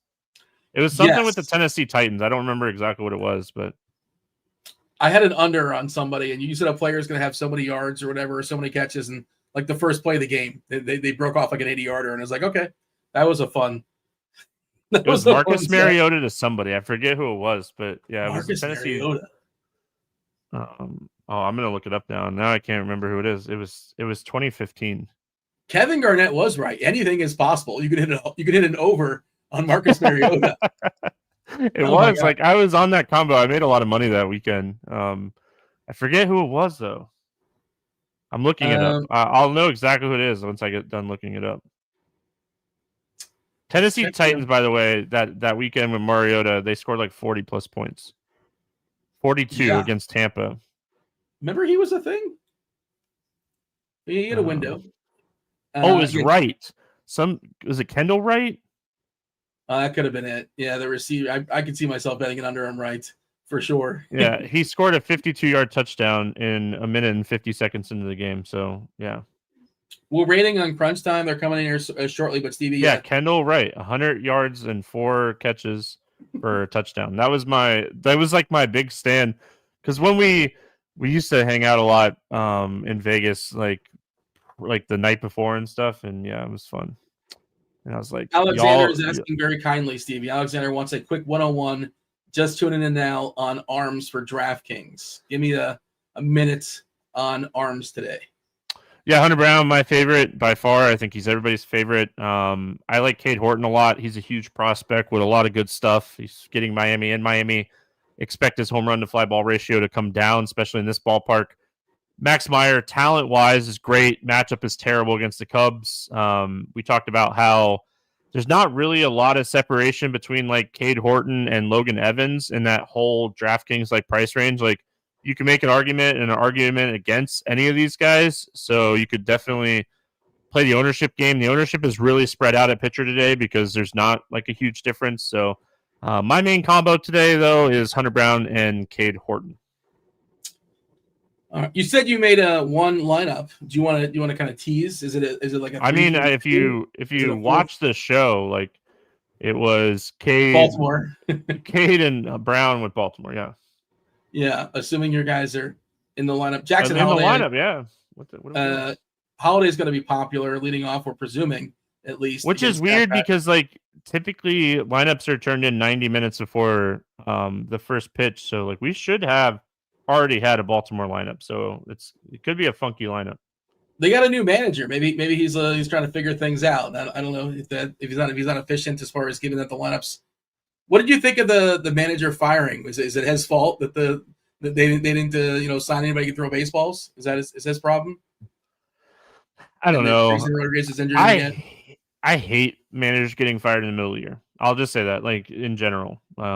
Just in general. Somebody else got fired too, right? Isn't there 2 managers have been fired so far this year? What's the other team? Baltimore fired their manager. Didn't somebody else fire them? Bud Black. I mean, you could have a insert greatest, I don't know, Sparky Anderson or something. Yeah, but like, is it really his fault that they don't have any talent? Of course not. Of course not. It's not his fault. I mean, I have no idea if Bud Black is like a good manager. I couldn't tell you, but I can tell you with confidence, it's not his fault that team is losing. That nobody can make that work. It's just not happening. All right, we have crunch time coming here momentarily. Let's go ahead and segue to crunch time. Derek Carty, Beimfohr, Roth, TJ producing 20 minutes. We have that FanDuel game going off. DK slate kicks off at 1:10 on the East Coast, so plenty of time, obviously, for DraftKings. They'll touch on Cincinnati, Pittsburgh. Let's pivot right now. Let's do it. Crunch time.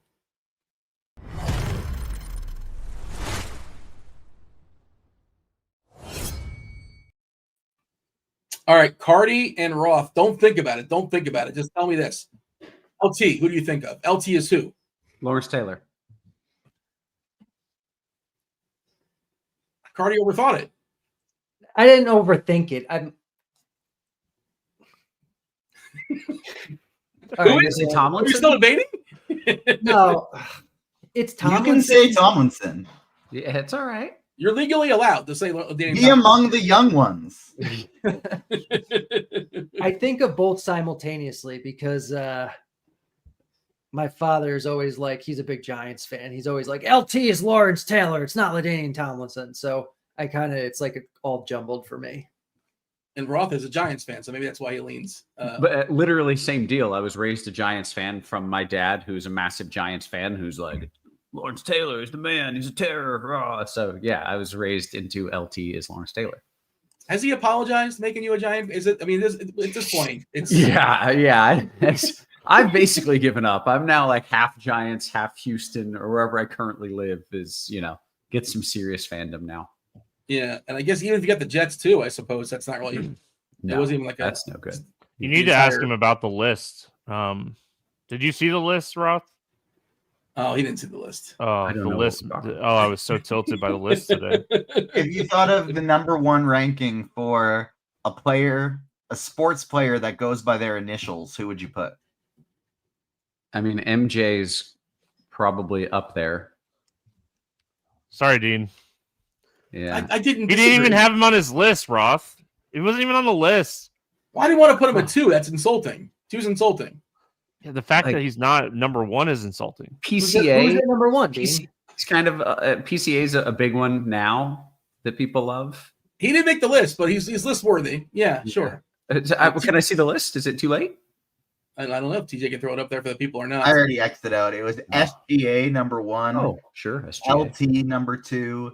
Yeah. TO number 3. KCP number 4. OJ number 5. OJ number 5. Mayo.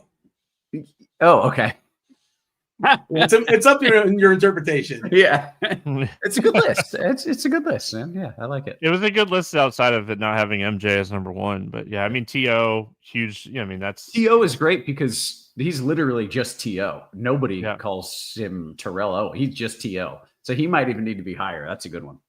Well, I just think like he was amazing. He was awesome. He had a great run. He played into his 40s. He was good in his 40s, but there was a lot of baggage, So, I mean, you want him on your team for sure, but it's a lot of shenanigans, for better or for worse.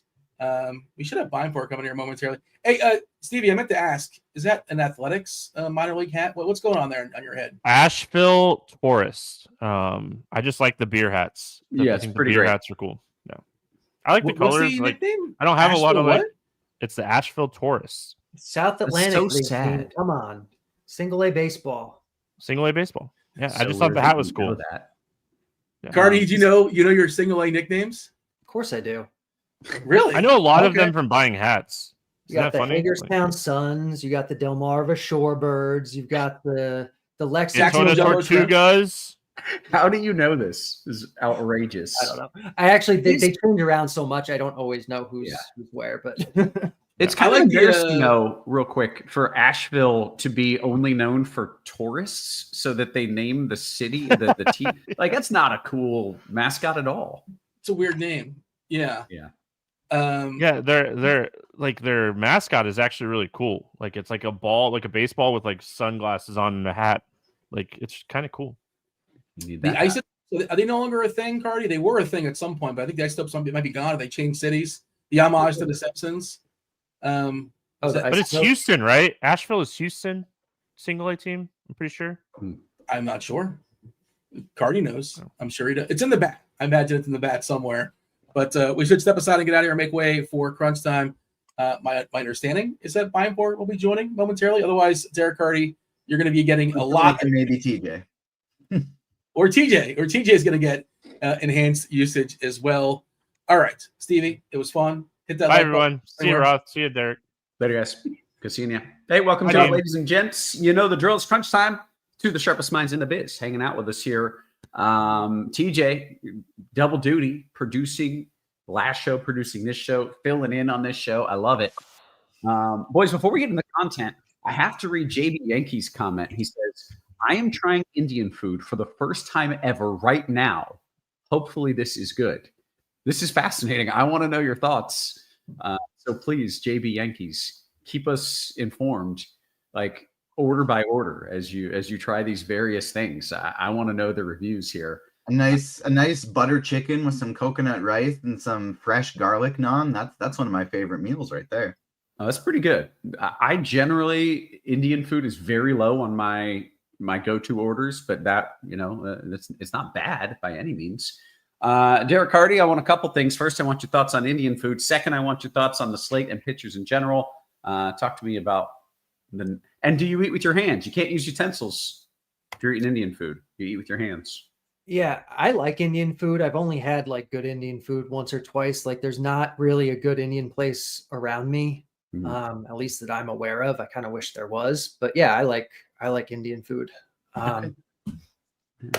Slate-wise, I want your thoughts on pitcher. I don't want your thoughts on pitcher because I have to give a weather update first. Gotcha. On FanDuel, we've got the game in Pittsburgh, correct? And then on DraftKings, we do not. That's what's going down. Somebody confirm this. Wait, say that one more time. Pittsburgh on FanDuel, not on DraftKings. Right. The Pittsburgh game is on FanDuel. You could run into some later inning rain in that game. I wouldn't be shocked to see a delay in the 7th, 8th, or 9th inning.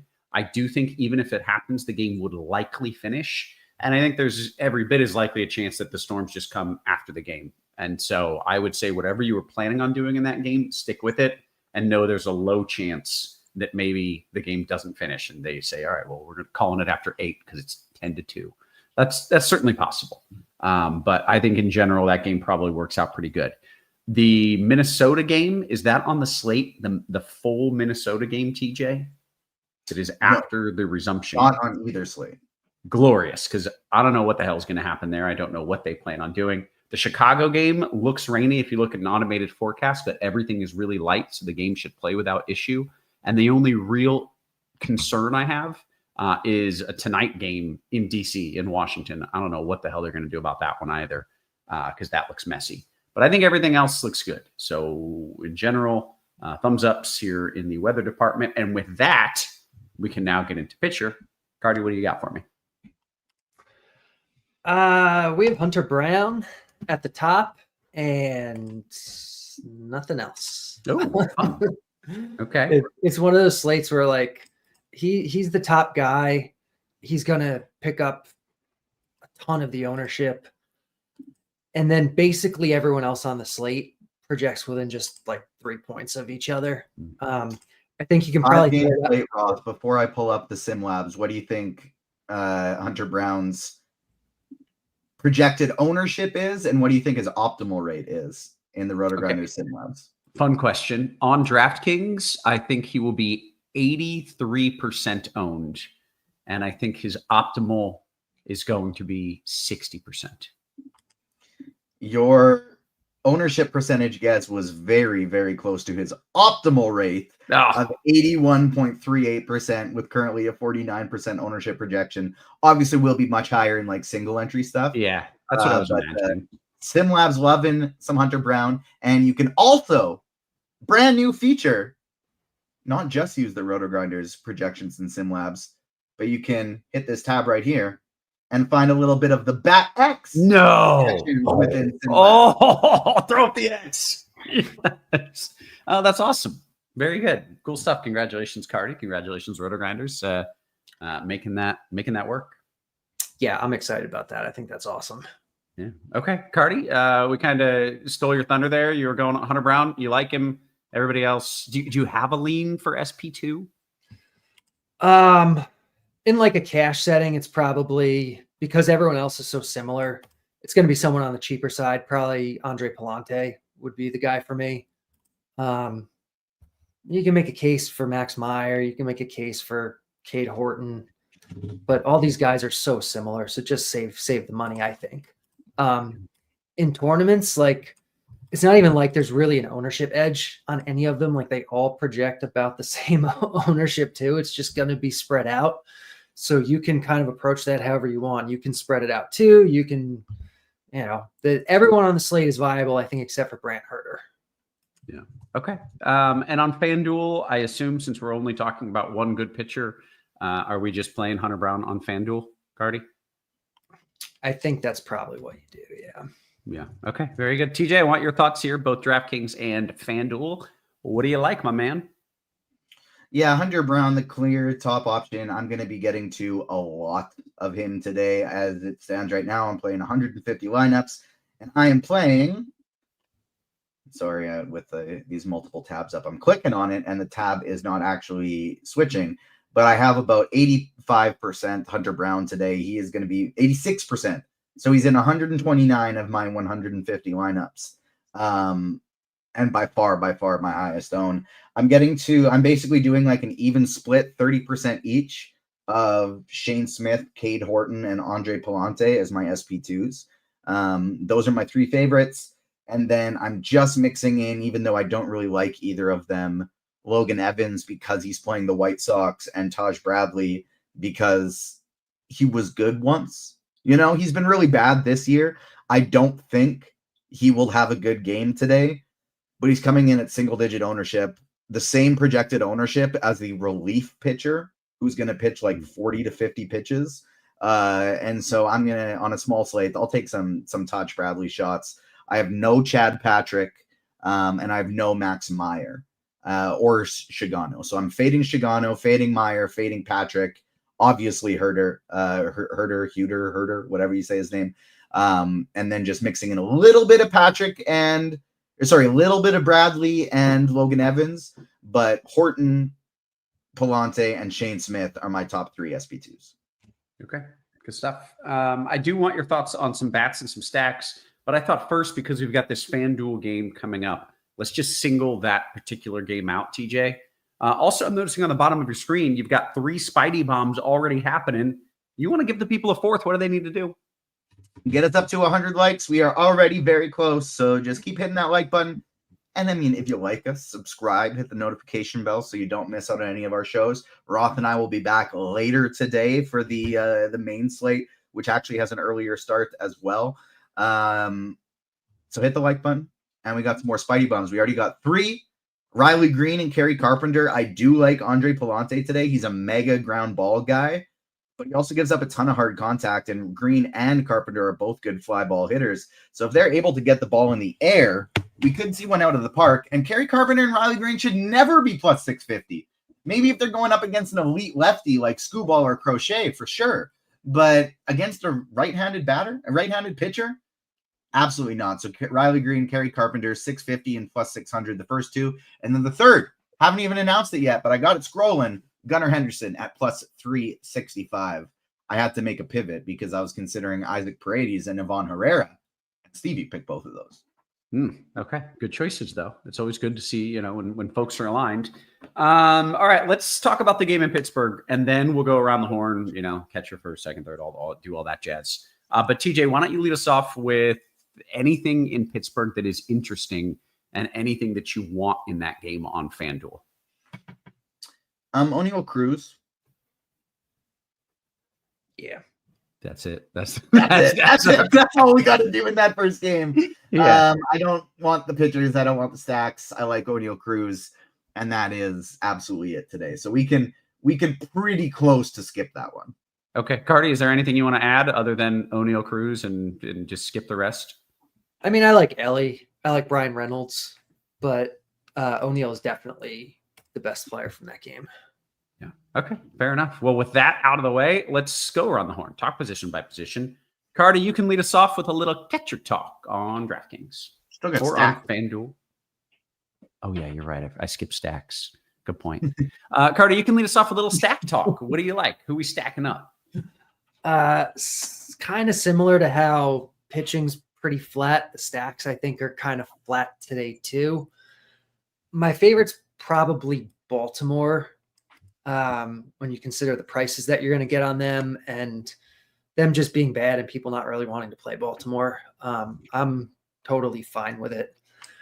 But from just like a raw upside point perspective, like they're the same as the Mariners, the Cubs, the Astros, the Brewers. Like it's everything. They're all kind of the same. Yeah. Okay. TJ, do you have some favorites in this kind of hodgepodge of mediocrity? Baltimore is going to be my number one as well. In my last build, I just have a new one coming in right now. There we go. They are still my highest owned stack with Baltimore 1, Houston 2, St. Louis 3. I think the Cubs would be my clear one if they were a little cheaper. They're not that hard to get to with the cheap SP2s that we have, but it is tougher to full stack them because basically everybody's expensive. And so they're like kind of my number one raw points offense, but for the prices, they come in fourth behind Baltimore, Houston, and St. Louis. Seattle is kind of the final team I would put in that top-ish tier, but it's like Carty said, everybody's just so jumbled together. I'm still getting to a ton of Miami, a ton of Milwaukee, and then even a little bit of Detroit, the White Sox, and Tampa Bay. I think those three teams are in their own bottom tier in terms of full stacks. But like I still love a Detroit mini stack. Like I love Riley Green. I love Kerry Carpenter. They're too cheap. Those are just kind of the only guys I would want to play on Detroit. And so the White Sox suck. Detroit only has a couple really good players, and I don't like stacking against a ground ball pitcher. And then Tampa Bay. Typically, I would think I don't want to play Tampa Bay against Hunter Brown, so I'm not playing any Tampa Bay. But it's 90 degrees, the winds are blowing out, and we're going to have a pitcher who's over 50% owned on a small slate. So, like, you can stack Tampa Bay absolutely just on the chance of it's mega leverage and you hope you get lucky. And if they hit the ball in the air, typical flyouts might go out of the park because it's 90 degrees in a small park with wind blowing up. Right. And I keep kind of highlighting the weather here in Tampa when it's warm and winds are blowing out, and they really haven't done a whole lot with it. Have you noticed that, TJ? Like, I've seen much greater results in the Oakland new ballpark when it's hot and winds are blowing out than what we've seen in Tampa. Yeah, I've 100% agree with that so far. I've been playing a lot of Tampa and Houston in this most recent series, or just anybody when they've been there recently, and it hasn't gone very well. But still small sample size. Still, like that's how I feel. If it doesn't go well tonight, well, Houston sucks. Like it doesn't go well today. Well, Houston sucks, and Tampa's facing Hunter Brown. So it's like it's tough to actually know at this point. Yeah, I'm with you. Okay, let's go ahead. We'll go around the horn now that we've knocked that out. We're going to talk about every position. We're going to answer a few questions, and we're going to bounce on out of here so that I can get my daughters to ballet, and well, because it will be lock as well. Both of those things important. Carty, why don't you lead us off with catcher talk? Sure. So Cal Raleigh is the top guy, but he's not the top by that much, and he's a lot more expensive than some of these other guys. Like I'd rather probably just save money and play. I mean, Adley Rutschman is under 4K today. That tells you everything you need to know about Baltimore and kind of where they're at right now. 3.9K for Rutschman, I think is great. 3.2 for Yainer Diaz, I think is really good. Those are my two favorites today. You can play other guys in your stacks for sure. I think you're not even really one-offing a lot of these guys. It's mostly bad catchers. Yeah. Okay. TJ. Yeah, Raleigh is the top guy if you want to spend up. Diaz would be my next favorite if you want to go down cheap. I absolutely have no problem just going down, saving $2,000 to Yainer Diaz in a great spot instead of Cal Raleigh today if you can't afford him. Raleigh's the top guy if you can, but if you can't, I like Diaz as a 2. Rutschman, totally fine. Augustine Ramirez, totally fine. Ivan Herrera is going to be my favorite for tournaments. Nobody wants to pay $5K for Ivan Herrera. It's a bullpen game, so he's not going to be getting a lefty the whole time, but he should at least get 1 or 2 at bats against that lefty, which he has just been stupidly smashing this year. And so Ivan Herrera is probably my favorite low-owned tournament option. And then just if you're stacking, anybody in a stack is fine. I don't even think it's crazy to play 3K Matt Tice or 3,500 Miguel Amaya. Yeah. Okay, take me to first, TJ. First base today. Let me swap over the screen share. There we go. My highest owned first baseman is going to be Ryan O'Hearn. Absolutely love him tonight. Wilson Contreras coming in number 2. Rhys Hoskins, I think, is a really strong play as well, going up against the ground ball pitcher. Rhys Hoskins is one of the better consistently fly ball guys since he's been in the league. Rowdy Tellez, if you got to go really cheap. And I'm going to be underweight on Christian Walker. Yeah. Okay. Carty, your thoughts at first? I think for cash, Christian Walker makes a lot of sense. For tournaments, he will probably be the highest owned guy, so I can certainly see fading him. He's not that much better than everybody else. I kind of like Miguel Vargas for a couple hundred cheaper. I certainly like Hoskins for a home run, and Baltimore. Mountcastle's 3.4K. I like that. O'Hearn, as well, a little more expensive, but they both work. Yeah. Okay. I want to get your thoughts at second, but we got an update from JB Yankees, who is trying Indian food for the first time in his life. And the official review is he's sticking to Chinese food and Mexican food from now on. Wasn't his favorite. Cuban food is next on the list. Again, I think you're probably going to end up sticking to Chinese and Mexican food over Cuban food, but give it a go. Tell us what you think. Carty, tell me what you think about second base. Well, I love Cuban food a lot more than I like second base. That I can tell you for sure. Cuban food. I love plantains. Those like little fried sugary plantains. Oh yeah, love those things. All right, second base. I think JB Yankees and Roth, you as well. You're both sleeping on Indian food. That's among my tops. It's so good once you figure out what you like within the genre. Yeah, and maybe that's my issue. I haven't given it enough goes to Having really said know, that, if you don't like a curry spice, you're probably just not going to like it. I'm down with the curry. Like I love Thai curry. All right. Anyway, second base, Carty, your thoughts? Jackson Holiday is the guy I like the most here. I mentioned liking the Orioles. They have him hitting at the top of the lineup now. So he's a guy that I think makes the most sense everywhere. But you do have, I think Brandon Lau is really interesting in tournaments as leverage off of Brown. And then the rest of it is second base. Altuve is fine, but that's kind of, I'm curious where TJ's at with second. Okay, TJ, your thoughts here? Somebody in chat saying that I like Indian food because I'm in Canada, and I didn't realize that Canada had great Indian spots in comparison to the States. But now that I'm thinking about it, and Carty's saying there's nowhere near them, I'm not in that big of a city, but there's probably like 4 really good Indian places within like 15 to 20 minutes of me. So that might actually be a thing. It may be true. The more I think about it. Jackson Holiday, the guy by far. I've been like, he should be 4,500 instead of second is like 45 to 5K probably instead of 3,600, especially at a weak position like second base now that he's leading off. So Holiday, my favorite by far. And I have 30% of him. And then I have 10% each of Jose Altuve, Otto Lopez, Jorge Polanco, Bryce Terang, Brendan Donovan, Nolan Gorman, Dylan Moore. So like a couple guys less than that as just like only in stacks mixing in, like a Brandon Lau in my couple Tampa Bay stacks, Lennon Sosa in my couple White Sox stacks, but 10% split of Altuve, Lopez, Polanco, Turang, Donovan with Holiday way above them. Okay. Now we're just researching. There is roughly 5% of the Canadian population has Indian ancestry. So that is a pretty high percentage of Indian people in Canada, and thus explains why you have a lot of Indian restaurants and why your Indian food is really good in Canada. That makes sense.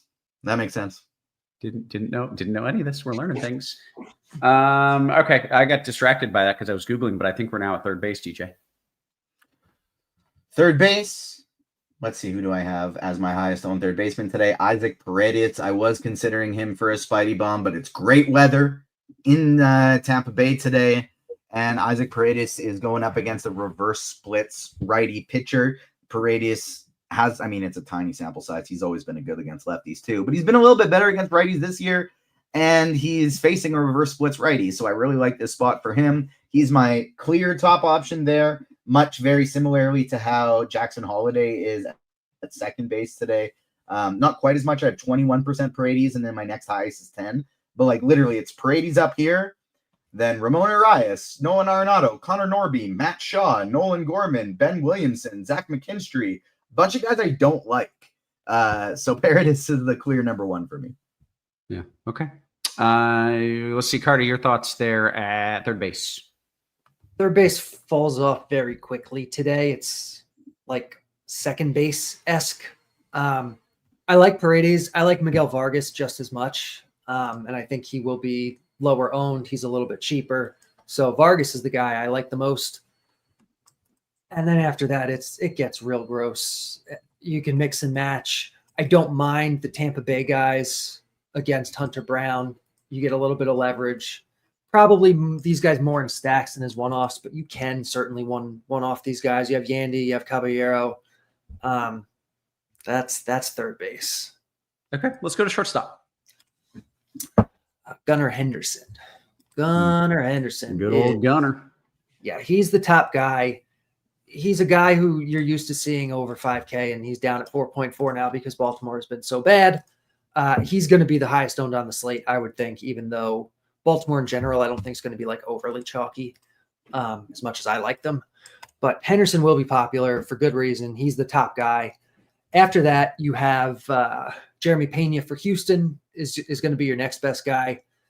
And after that, they're all kind of the same. You can mix and match JP Crawford, Mason Wynn, Dansby Swanson, whoever you want.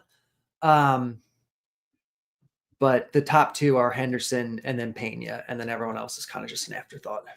Okay. TJ, your thoughts are short, please. Yeah, for me, it's just Gunnar, and then everybody else is the afterthought. I have 40% Gunnar Henderson today. He is my highest owned bat on the slate by over 5%. Absolutely love him today. I don't even think it's crazy if you were playing 20 lineups to play 20 lineups with Gunnar Henderson in it. Crawford, probably my second favorite, followed by Pena, but I do like Mason Wynn for tournaments as well. Okay. Then you get the honor of bringing us to the outfield. He was not even in the lineup. I better switch all those to Rivera. My bad. Say that again. I was talking over you. I talked about Ramon Arias at third base. He's not even in the lineup. It's Rivera over him. So something to ignore my Ramon Arias thing at the weak third base and play Rivera instead in your Baltimore stacks. Okay. Good notes. Take me to the outfield, TJ. What are we doing out there? Outfield, I do love both of those Detroit guys as part of my little mini stack, the Riley Green and Kerry Carpenter, but PCA, Pete Crow Armstrong, he's my favorite by far. 5,400 batting cleanup today. If in a perfect world I can get up to Kyle Tucker, he would be my first choice, but the $1,100 savings for Pete Crow Armstrong is enough to make me choose him as my top option over him. Julio Rodriguez, Ryan O'Hearn, and Cedric Mullins, really like all three of those guys. And then if you need like a cheaper mid-tier guy, I think my favorites would be Ian Happ and Jake Myers. Okay. Carty, your favorites in the outfield? I like Tucker a lot. I like the Cubs guys a lot. I don't think that has to just be Pete Crow Armstrong. Suzuki, I think, is almost as good, but because he's not on a hot streak, he won't be as owned. Ian Happ is back with the team now, healthy, leading off. He looks good to me. J-Rod I like a lot. Chorio from Milwaukee looks good. And I guess some of the mid-range guys are okay. I don't love the low end. Guys like Jesus Sanchez, Randy Arozarena, Luis Robert, that type of guy, I think is definitely fine to be mixing in too. Yeah. Okay. We got plenty of time until lock. We want to make sure you're getting the best deal in the industry. We want to give you some home run calls as well. We've got 3 Spidey bombs up. When we get to 100 likes, we are going to add another Spidey bomb. So make sure you're hitting that thumbs up, that like, and subscribe for us. In the meantime, sign up for RotoGrinders Premium, MLB DFS annual option, 425 bones. But we dropped the price of our Combo Pro product to match the MLB annual package. So you get all the sports for the same price. You got to do that. Combo 6-month gives you full access to our content, tools, and projections for every sport except NASCAR at a much cheaper price than going the monthly package. You save 35% by going that route. So I highly recommend you do so. Let's do some home run calls. Carty, what do you got for me? Let's ask TJ first, because I need a second to pull him up, actually. Okay. All right. We're getting the bat locked and loaded. TJ, have we gotten 100 likes yet? And can we get a 4th Spidey bomb? We do have 100 likes. And as I'm just trying to exit the screen share here. Of course, as soon as Carty says throws it to TJ, my computer just starts freezing up a little bit. Nice. But first 3, Riley Green, Kerry Carpenter, plus 650 and plus 600. Third one, Gunnar Henderson at plus 365. And here, let me see since my computer is freezing, let's go ahead and pull up my phone, go to my betting app. This is what Dean doesn't seem to get. Dean's always like, TJ, what do you mean you're picking the home run calls? I thought this is Spidey. But Dean doesn't realize, I've explained it to him a few times, but for some reason he never seems to remember, is Spidey doesn't look at the odds. He gives me a big list. And he's like, my Spidey senses are tingling. This is who's going to hit a home run today. And then I got to go to scores and odds, and make sure we're not just giving the people like a pick the best one run bet, right? Like, I get you. Can't just be doing that. And so we are going with Spidey bomb number 3. The guy I just mentioned is my favorite outfielder today, Pete Crow Armstrong. PCA cleaned up today. Plus 560 is Spidey bomb number 4. There you go. Okay, very good. I like it. Carty, in that time, were you able to ask the Bat X who's going yard? Yes, I was. Gunnar Henderson, I'm on board with TJ. I think he's probably the best option today for a home run. Certainly in DFS. Under the radar type stuff for DFS, maybe like I think Rhys Hoskins, Yainer Diaz, those are a couple that project well, given what they're going to cost, their ownership and everything else. On the betting side, my favorites in the night game, Vlad Guerrero. I think his best price now is probably like plus 550, plus 525. He was plus 600 earlier today, but he's still a very good value. Yeah. Okay. Very good, gentlemen. We still have 20 minutes until lock, I think, but we're not going to last that long. We'll just take some questions, and when the questions dry up, we will dip on out of here. Let's see. Scrolling up. I like this question from Joy. Why do we like Baltimore so much? Isn't Chad Patrick a reverse splits pitcher? TJ, why do we like Baltimore so much? Chad Patrick, unless I'm mistaken here, is not a reverse splits pitcher. He has been very terrible to left-handed bats. So he is not only not reverse splits, but he is aggressively splitsy. And so let me pull up Plate IQ. Why is this stupid computer moving so slow today? But I'll pull up like running a show, hosting a show. You're doing 19 other things. That's probably why. Yeah, too many programs open at one time. I'm just trying to make the credits and Premiere Pro at the same time too. So that's probably slowing it down. But Chad Patrick, so far this season, which is not a very big sample size, but still decent, 91 at bats for lefties, getting hit hard almost 60% of the time. Only giving a ground ball rate of 22%, fly ball rate of nearly 40%, line drive rate over 30, and he's striking out less of them. So he actually hasn't given up many extra base hits this year to left-handed bats, but the underlying numbers all say they're coming. He doesn't get any swinging strikes. He's getting absolutely smashed. So regression monster coming hard for Chad Patrick. Okay, very good. Let's see what else we've got. Joseph says, hey, Carty, Frolic or Cam Smith? Do I have to? Yeah, you don't have to, but ideally. Who was the first one again? Frolic? Sal Frelick, batting fifth. Frelick. Okay. Yeah. I guess give me Frelick. Yeah. Okay. Are these real people? And now I'm just convinced these are fake names. Dingle or Diaz? Is Dingle a real man? Dingler is a real Dingler. Okay. And Are we doing the Dingle or the Diaz today, Carty? I like Diaz more. Yiner, not Yandy, sorry. Yeah. Scrolling down. Our guy Black Main says, I need a pitcher in a FanDuel GPP not named Hunter Brown, TJ. I believe Horton was cheaper on FanDuel than DraftKings, so I would say Horton. Okay. Yup, that's me. Says Reese or PCA, TJ. PCA. He made the Spidey Bomb list at this point. You gotta like it. Carty, over to you. Shane Smith or Palante? I like Palante more. Smith maybe has a little more upside depending on kind of your needs. Okay. I like this question from Marshall. He's very kind about it. He says, I can't find an SP2 for obvious reasons. Could you give me 2 SP2s to choose from? Carty, give him your 2 favorite SP2s. Well, Palante again and Cade Horton.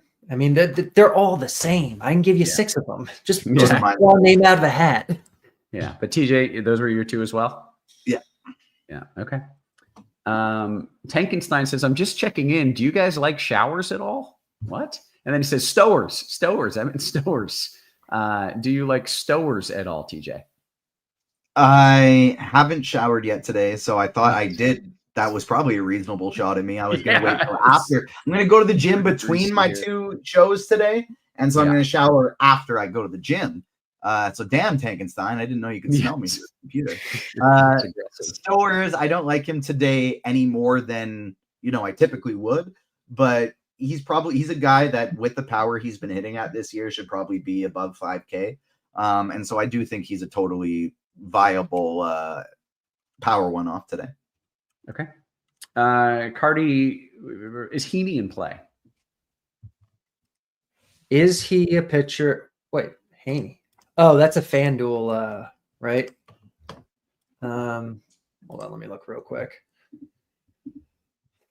You're about to be a smart ass too. You're about to be a real smart ass with that answer, and you got checked.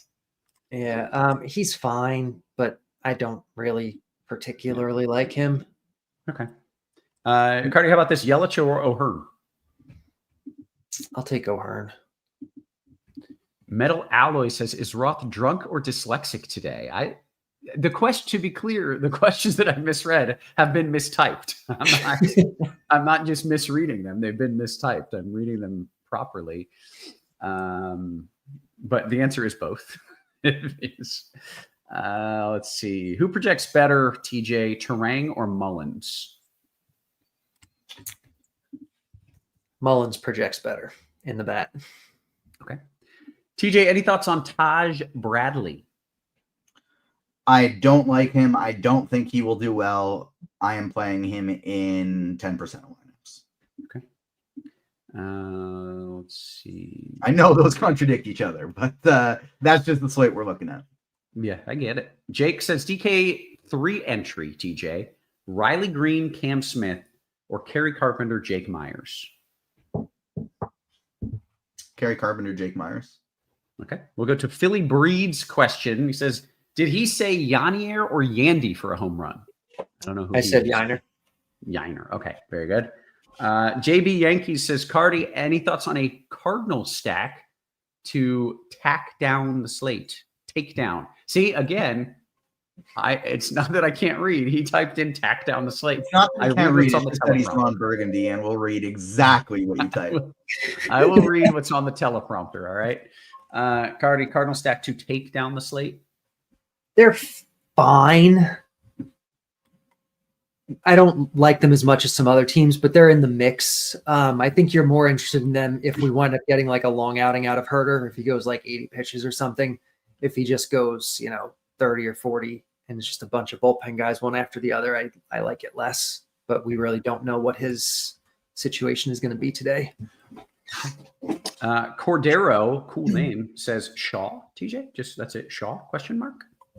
No specific interest in him on his own, but if you are trying to stack up the Cubs today, I think adding Amaya, adding Shaw is a good way to do it because it's tough to full stack that team otherwise.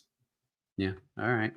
We got a couple questions in the Discord. TJ, who would you stuff in last piece DK cash 4,400 or less? Doesn't say the position, but I think it's an outfielder. Oh, it is. It does say outfield. I'm sorry. It does. Roth, get it together. Am I drunk? What's wrong with me? I feel as though Carty would likely disagree with me, but I will, based on the bat projections, but it's Kerry Carpenter for me. Okay. DK Largefield Carty. Normally I like to full stack, but today my main build is a 3-3 and 2 power one-offs. Is this okay, or should I reconsider? It's a small slate. You're probably fine. Yeah. Okay. You can get a little different. Nothing wrong with it. Mitchell with an important question. TJ, do you even lift, bro? Just getting back into it. Yeah. I took about 2 years off, but I spent most of my 20s powerlifting, so I did quite aggressively, and now I hadn't been to the gym in about 2 years until I went back a month ago. Okay. Getting after Figured it. if I'm going to talk all this shit to Roth about basketball, then I actually better get into a little bit of shape in case we ever meet. It's good moves. Yeah. Rocket Sauce says, TJ, should I just be burning my money if I'm fading Hunter Brown? If I were playing 20 lineups, I would probably play 20 Hunter Browns. In 150, I'm okay with getting a little bit different, but it is a tough don't play Hunter Brown day. He's not that good. I mean, he's not. Everyone else is bad on this slate, but if Hunter Brown has a bad outing, you're paying a lot for even for 12 or 15 points. You're that's probably not winning. Yeah. Okay. It's also a situation where if he gets 22, that might still be fine because of how expensive he is to fade him. So like say if you get 15 from Palante and Smith or Horton, whoever, 15 each from them, then you actually probably don't need Brown anyway. So no, it's not burning money on fire by any means. It's just you need a lot of things. One of these crappy pitchers, two of these crappy pitchers to do well, and you need him to just be average to bad. Yeah. Yeah. All right. A few more questions before we bounce on out of here. TJ, coming right back to you. Yelich, Carp, or Churio? Carpenter. How many points, TJ, I'll give you this one. How many points will take down a big GPP in the early slate? 157. Okay. So you can tell I don't play baseball. I was going to guess 320. I don't play MLB DFS. Hoskins or Bush? Carty, that one's for you. Hoskins or Bush from Jay? I think I'd probably take Hoskins. Okay. Carey or Yelich, Carty? I think TJ would be mad at me if I didn't say Carey. Okay. He would. Yeah. You're right. How many White Sox stacks out of 150? Eric says, I probably have too many. Eric might just be trolling. We never know.